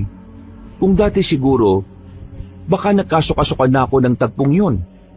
Paano'y punong-puno ng dugo ng mga aswang ang buong sala ng bahay. Ganon din ang nagkalat na laman at utak ng ilan sa mga ito. Kayo mga halimaw, sigurado ko mga alagad kayo ni Dominador. Inutusan ba kayo ng magaling yung amo na patay kami? Ha? Ha? Pues, iparating mo to sa kanya. Ang sabihin mo, siya ang pumunta dito at harapin ako. Huwag siyang duwag na nagtatago sa anino ng mga alipores niya dahil kapag ako pa nagpunta sa kanya, sisiguraduhin ko na maaabo siya. Nakahanda na kami ng gabing yon sa magiging pag-atake ng mas marami pang aswang kasama si Kapitan. Yun nga lang, hindi pa kami nagkasundo ni Itay. Mabuti na lang at naroon si Teroy para mamagitan sa aming dalawa. Ang gusto ko lang maging ligtas na kayo. Hindi tayo pwede mamatay lahat dito. May aalis kayo ni Teroy dito nang hindi kayo napapahaba. Hindi ba, Teroy? Oo, pero alam mo naman na pwede ko lang gawin yun kapag sobrang delikado ng sitwasyon at para sa inyong dalawa lang ni Ranilo. Hindi pwedeng may maiiwan. Ramil! Ramil! Soleng, teka, tinawag mo kong Ramil lang? Ramil, tulungan mo ako. Ang anak natin. Kukunin nila si Ramil. Kukuhain nila siya. Ramil! Nandito ako, Soleng. Diyos ko, naalala mo na ba ako, ha? Dumilat ka. Naririto na ako. Hindi kita pababayaan kahit na kailan. Soleng, ano nangyari? Soleng! Nananaginip lang siya. Masyadong mataas ang lagnat niya kaya ganon. Madalas siyang magkaganyan kapag nakakasakit. Ibig mong sabihin, nakakasakit ang inay kahit aswang siya? Maraming beses niyang sinubukang pigilan ng pagkain ng sariwang laman. Sa tuwing gagawin niya yon, nakakasakit siya ng malubha. At madalas siya kamo akong tawagin. Tama ho kayo. Kung ganon, paano hindi niya ako makilala? Kaya nang malaman ko na ikaw si Ramil, alam ko nang hindi lang kayo naririto para maghanap ng matitirhan. Ikaw ang madalas na banggitin ni Inay. Asawa ka ba niya? Ha? Oo eh. Ang tagal ko siyang hinanap. Hindi ko alam na ganito na ang pinagdaraanan niya. Wala akong kwentang asawa. Itay, Sumunod ka sa akin, Danilo. Ito na lang ang magagawa ko para sa nanay mo. pero Itay, Teroy, bilang gabay ko at tagapaglingkod, inuutusan kitang iligtas si na Soledad, Ranilo at Mayumi. Ilayo mo sila sa lugar na ito at huwag nang ibabalik kahit kailan. Protektahan mo si Soledad sa abot na makakaya mo. Pero Karamil, Teroy, uulitin ko pa ba? sige, masusunod Karamil. hindi Itay. Huwag niyo namang gawin to. Pwede naman tayong lumaban. Wala kasiguraduhan kung magtatagumpay tayo. Kapag naialis na kayo ni Teroy dito, yun ang sigurado ako. Bakit hindi na lang tayong umalis lahat, Itay? Kesa nagbabangayan tayo dito. Umalis na ho tayo. Sumama kayo. Hindi. Kailangan kong harapin si Dominador sa lahat ng ginawa niya sa inay mo. Itay, wala nang ibang mahalaga ngayon kung hindi ang magkakasama tayo. Nangyari na hong nakaraan. Hindi ba mas mabuti kung aalis tayo ng magkakasama at magsimula ng bagong buhay? Hindi mo ko naintindihan, Ranilo. Sige na, umalis na kayo. Yan na, Ranilo. Sundin na lang natin ang nais ng itay mo. Hindi natin siya pwedeng suwayin. Maigpit akong niyakap ni Itay noon at saka tuluyang iniwan. Sa akin niya ibinigay ang walang malay na katawan ni inay. Hindi ako makapaniwala na ganun kadali lang siyang magdesisyon na ialay ang buhay niya. Kahit anong unawa ko, ang nangingibabaw sa isip ko noon ay mga katanungang tulad ng hindi ba ako mahalaga sa kanya para gawin niya yon. Ang akala ko'y mahal na mahal niya si inay, pero bakit iiwan niya kung kailan nahanap na niya? Hindi ko alam kung anong klaseng orasyon ang ginawa ni Teroy, pero nang lumabas kami ng bahay at maglakad palabas ng baryo, ni isa sa mga aswang na pagala-gala ay hindi kami pinakialaman. Alam ko na nakikita nila kami, pero parang natural lang ang lahat. Ako ang may bitbit kay inay at malayo ang nilakad namin. Pero hindi ko naramdaman ang pagod. Mas lamang na para akong nakalutang. Hindi matanggap ng isip ko na yun ang huling beses na makikita ko si Itay. Nang makalampas kami sa arko ng baryo ay marahang kong inilapag si inay sa malinis na damuhan. Naroon naman si Mayumi para humalinis sa akin. Oh, saan ka pupunta? Bantayan mo sila maigi, Teroy. Babalikan ko si Itay. Ano? Teka muna. Hindi mo maaaring gawin yan. Pwede ba? Sundin mo ang utos ko? Gabay din kita, di ba? Oo, pero mas may otoridad si Caramel kumpara sa'yo. Ano? Hindi totoo yan, Teroy. Ikaw ang nagsabi noon, walang nakakalamang sa amin ni Itay. Sinabi ko lang yun dahil yun ang sabi ni Ramil. Dahil umaasa siya na baka yakapin mo ang pagiging albularyo kapag naging patas ang trato ko sa inyong dalawa. Kapag nakukuha mo ang kaparehong gabay na naibigay ko sa kanya. Ano? Pero kung tutusin, hanggat hindi ka nagiging ganap na albularyo, hindi mo ako magiging gabay ng tuluyan. Kaya hindi ako makikinig at susunod sa iyo ngayon. Pwes bahala ka. Ligtas naman na si Inay at Mayumi. Babalikan ko si Itay. Hindi ko maatim na mabuhay na may dalang guilt sa dibdib ko. Ako ang dapat na naroon kasama si Caramel.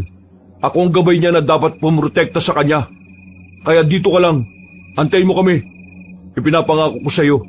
Ligtas na makakabalik si Caranilo. Hindi na ako nakapagsalita pa dahil lumipad na siya ng tuluyan. Naiwan ako napapaisip at nababahala. Lulugo-lugo akong lumapit kina Inay at Mayumi. Pasalampak akong naupo sa lapag. Tulala sa mahabang daan papunta sa baryo. Hindi ka na aalis? Hindi na.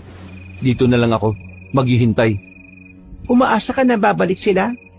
Oo. Kapag nangako si Teroy, tinutupad niya.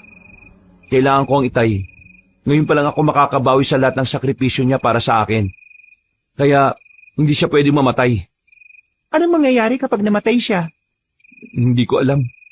Ang inay, kanina pa siya sobrang lamig. Normal lang ba yon? Malamig? Pero hindi ba mataas ang lagnat niya? Mainit siya kaninang nilapag ko siya. Kabaliktaran na siya ngayon. Ano? Sandali nga, kakapain ko siya. Aba, oo nga no. Bakit para siyang nagyayelo? Yung labi niya, nangingitim na din. Anong nangyayari? Sandali, wala siyang pulso. Hindi maaari ito. Lumayo ka. Higa natin siya ng maayos. Isi-CPR ko siya. Kunot noong lumayo si Mayumi sa amin, kabanong. Ako naman, hindi mapigilang panginigan ng kamay habang isinasagawa ang pagsi-CPR kay inay. Napakatigas na ng katawan niya.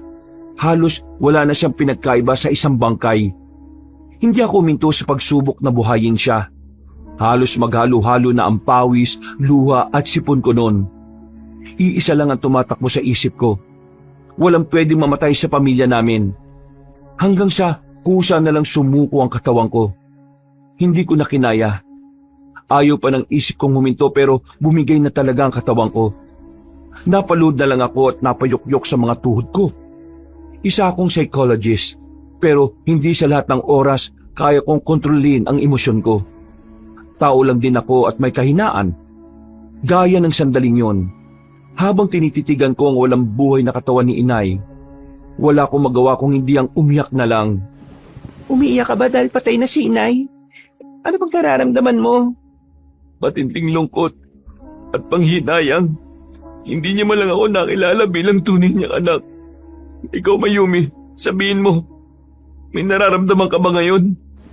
Meron. Matinding galit. Gusto kong pumatay. Gusto kong patayin si Kapitan. Paubayan na natin kina Itay at Terry ang tungkol doon. Dapat sumama ako sa kanila. Pero ayos na din. Napatay ko naman si Brando. Sumapit ang umaga hanggang tanghali. Hindi pa rin nakakabalik si Itay at Teroy. Hindi namin namalayan ni Mayumi na nakatulog na pala kami habang naghihintay. Nakasandal kami sa isa't isa nang magkatalikuran.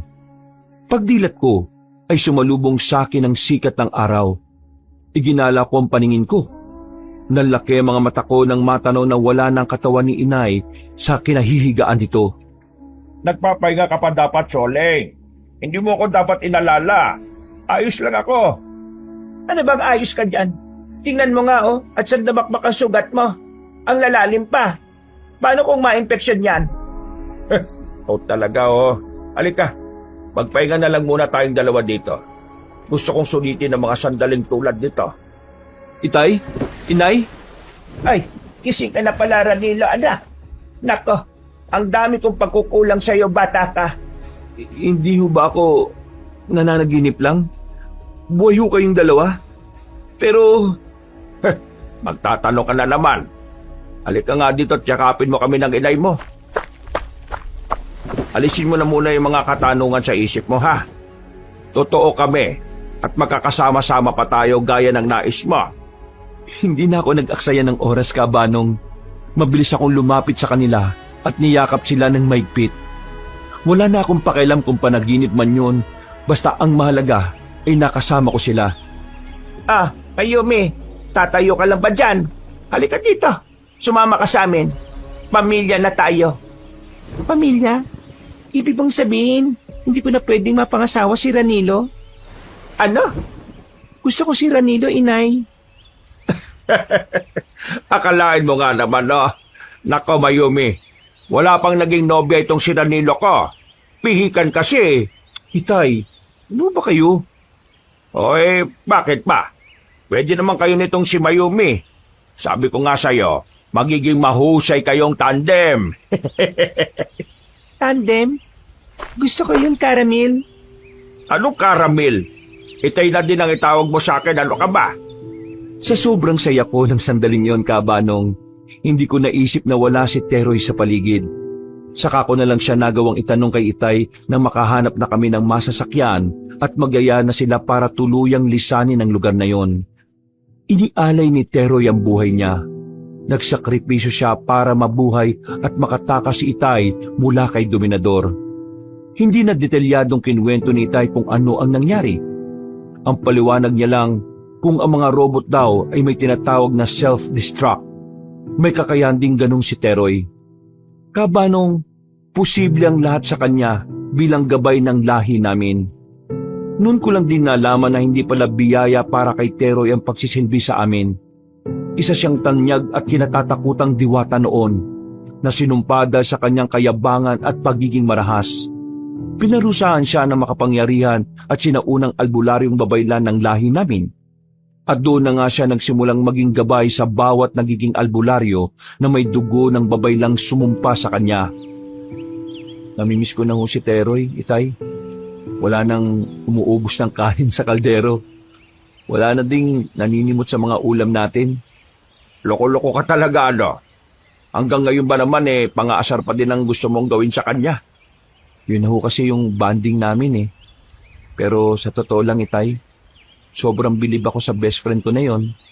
Sana magkita kami ulit kahit na isang beses lang. Mapasalamatan ko man lang siya. Malay mo, kapag tinanggap mo na sa puso mo ang pagiging albularyo, baka magpakita siya ulit. Seryoso ka ba, Itay? Huwag niyo akong binibiro ng ganyan, ha? Hindi ako nagbibiro. Pero hindi rin ako sigurado, ha? Baka lang. Mabigat kasi yung obligasyon ng isang tulad niyo, Itay. Natatakot ako na baka hindi ko kayanin. Gagabayan ka naman ng nobya mo, iho. Saka ikaw pa. Matapang ka na kumpara dati. Alam ko, dahil nakita ko kung paano mo ko gustong protektahan noon. Parang may humaplo sa puso ko nang sabihin ni Itay yun. Napangiti ako sa katumango. At totoo ka, Banong. Magkasintahan na nga kami ni Mayumi. Ikaw ba naman ang tutukan ng mahabang kutsilyo habang sinasabi na sa kanya lang ako? Wala na ako nagawa. Napikot ako nang wala sa oras. Nasa bahay na kami ng mga sandaling yon. Sa iniwan naming bahay ni Itay at doon na namin pinlanong manatili. Kung nagtataka naman kayo kung paanong nabuhay si Inay, maging kami ay namamangha pa rin. Ang tsorya ay talagang kontrolado siya ni Dominador. Pero nang mapatay siya ni Teroy, ay tuluyan na ding nakalaya si Inay. Hiling namin noon na sana'y hindi lang si Inay ang nakalaya, kung hindi maging ang mga kababaryo nila doon na hinawaan lang din ng halimaw na yon. Nung gabing nalaman ko na nasundan ako ni Dominador, takot ako na baka mapahama kayo mag-ama. Iba na kasing itsura niya nun at hindi maikakailang malakas siya. Napilitan akong sumama sa kanya nang hindi nakakapagpaalam man lang sa inyo. Nung sumunod na gabi ko na lang nalaman na hinawaan niya na pala ako ng pagkaaswang. Wala na din ako maalala noon. Kahit pangalan ko hindi ko alam. Nakipagkasundo pala siya sa isang mangkukulam na aswang para pagalingin siya sa sakit niyang lupus. Bilang kapalit, kailangan niya mag-alay ng ilang kaluluwa at ipalaganap ang lahing aswang. Huwag ka mag-alala. Hindi ka na niya masasaktan ngayon, Soleng. At wala na makakapagpahiwalay pa sa pamilya natin. Pasensya na kayo sa akin, ha? Hindi ko lang mapigilan sa tuwing maalala ko. Malinaw na malinaw pa sa isip ko ang lahat. Makikinig kami palagi sa iyo hanggang sa hindi mo nakatakutan ng nakaraan. Siguro, makakatulong ang sumama ka sa amin sa bundok nitong si Ranilo. Magsisimula na siya ng training niya bilang mahusay na albularyo. Talaga? Masaya ako para sa iyo, iho. Mabuti ang naging desisyon mo, anak. Gusto ko na rin kasing pagpahingahin si Itay sa kanyang panggagamot at mag-focus na lang sa inyo, Inay. Alam ko na hanggat hindi niya yan na ipapasa sa akin, hindi siya titigil Mabuti naman at nakahalata ka rin bata ka ano? Ramil, ano ka ba? Maya ka nga sa anak mo. Matatanda na tayo. Aba, walang hiya-hiya. Gagawa pa nga tayo ng another baby boy aray ko naman, masakit yun Hindi lang kurot nga abutin mo. Magtigil ka nga. Matyagang itinuro ni Itay sa akin ang lahat ng nalalaman niya. Paunti-unti ay nagawa ko na ding manggamot. Nakatulong pa sa akin ang kaalaman ko sa pagiging psychologist dahil naipaghihiwalay ko ang mga taong kailangan ng tulong ko bilang albularyo sa mga taong kailangan ako mentally. Isang araw, nagising akong tila may katabing malambot na bagay sa higaan. Hindi pamilyar ang amoy niya dahil mabango yun na parang bulaklak. Ang sarap pa ng tanday ko noon sa kanya. Nang sa pagdilat ng mga mata ko, ay nagkagulatan pa kaming dalawa. Ganun na lang ang sigaw ko nang bumungad sa akin ang mukha ni Teroy. Dagya ka naman Ang bao ng hininga mo, Ranilo. Teroy, bumalik ka? Totoo nga sinabi ni Itay. Nagbalik ka na nga. Oo na. Uy, teka. Huwag kang yayakap. Ang awkward. Awkward ka dyan. Teka nga, parang may bago sa iyo Tama, ikaw nga yung humahalimuyak. Ang bango mo, amoy sampagita ka. Kaninong libing ka ba nang galing Luko-luko. Ako talaga ito. Tumawa ka na din. Ikaw ba talaga yan, Teroy? Ako nga. Pero hindi ako naparito para maging gabay mo o kahit na sino. Pumunta lang ako para magpasalamat sa inyo ni Caramil. Kung hindi dahil sa pagsasakripisyo ko, hindi matatapos ang sumpa sa akin. Kailangan ko lang palang ialay ang buhay ko ng bukal sa puso ko. Masyado na kasi kayong napamahal sa akin kaya ganun. Hindi ka na rin ba aswang? Hindi na. Ibinalik na sa akin ang pagiging diwata ko. Huwag ka mag-alala. Bibigyan kita ng access para makapunta sa mundo ko. Hindi ka lang pwede magtagal dun Teroy, masaya ako para sa iyo, brother. Kaya mo nang yakapin kita? Oo na, sige na nga. Malalaking tao Oo nga pala. Pwede bang humiling? Ano? Hoy, hindi ako genie Saka wala ako mga ginto o diamante. Hindi yun. Baka lang kaya mong gawin. Oy, sige, ano ba yun? Baka pwede mong gawing normal si Mayumi. Ano? Hindi ko marinig, lakasan mo konti. Baka kako, kaya mong gawing normal si Mayumi. Kahit konting pandama lang. Alam mo yun? Ah, ganun ba? Oh, Mayumi, okay lang daw ba sa'yo? Mayumi? Pag-ikot ko, ay nakita ko si Mayumi sa gilid ng higaan. Naniningkit ang mga mata habang nakatitig sa akin. Nanlaki naman ang mga mata ko nang hawakan niya ang sinturon at iniikot yon sa palad niya. Ilang beses pa akong napalunok bago bumuelong magtago sa likuran ni Teroy. Mga kabangers, mga kayanggaw, kabanong puli.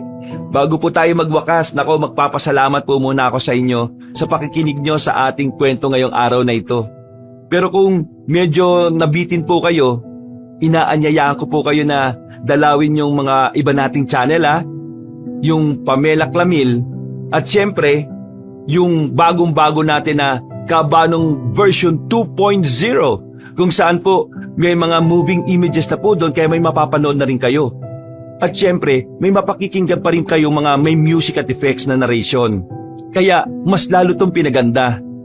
Kaya kung magugustuhan niyo po yung mga kwento natin sa dalawang channel na ito, kung maaari lang po ay mag-subscribe na po kayo at pindutin niyo rin po yung notification bell para lagi po kayo nanonotify pag may mga bago tayong mga videos. Lalong-lalo na po dito sa Pamela Clamil kasi kokonti pa lang po yung mga subscriber doon At dito po sa bagong-bagong channel natin na Kabanong version 2.0.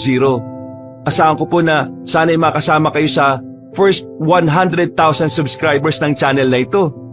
Para hindi kayo mahirapan na hanapin, ilalagay po namin sa pin comment or sa description yung mga link ng mga channel na ito.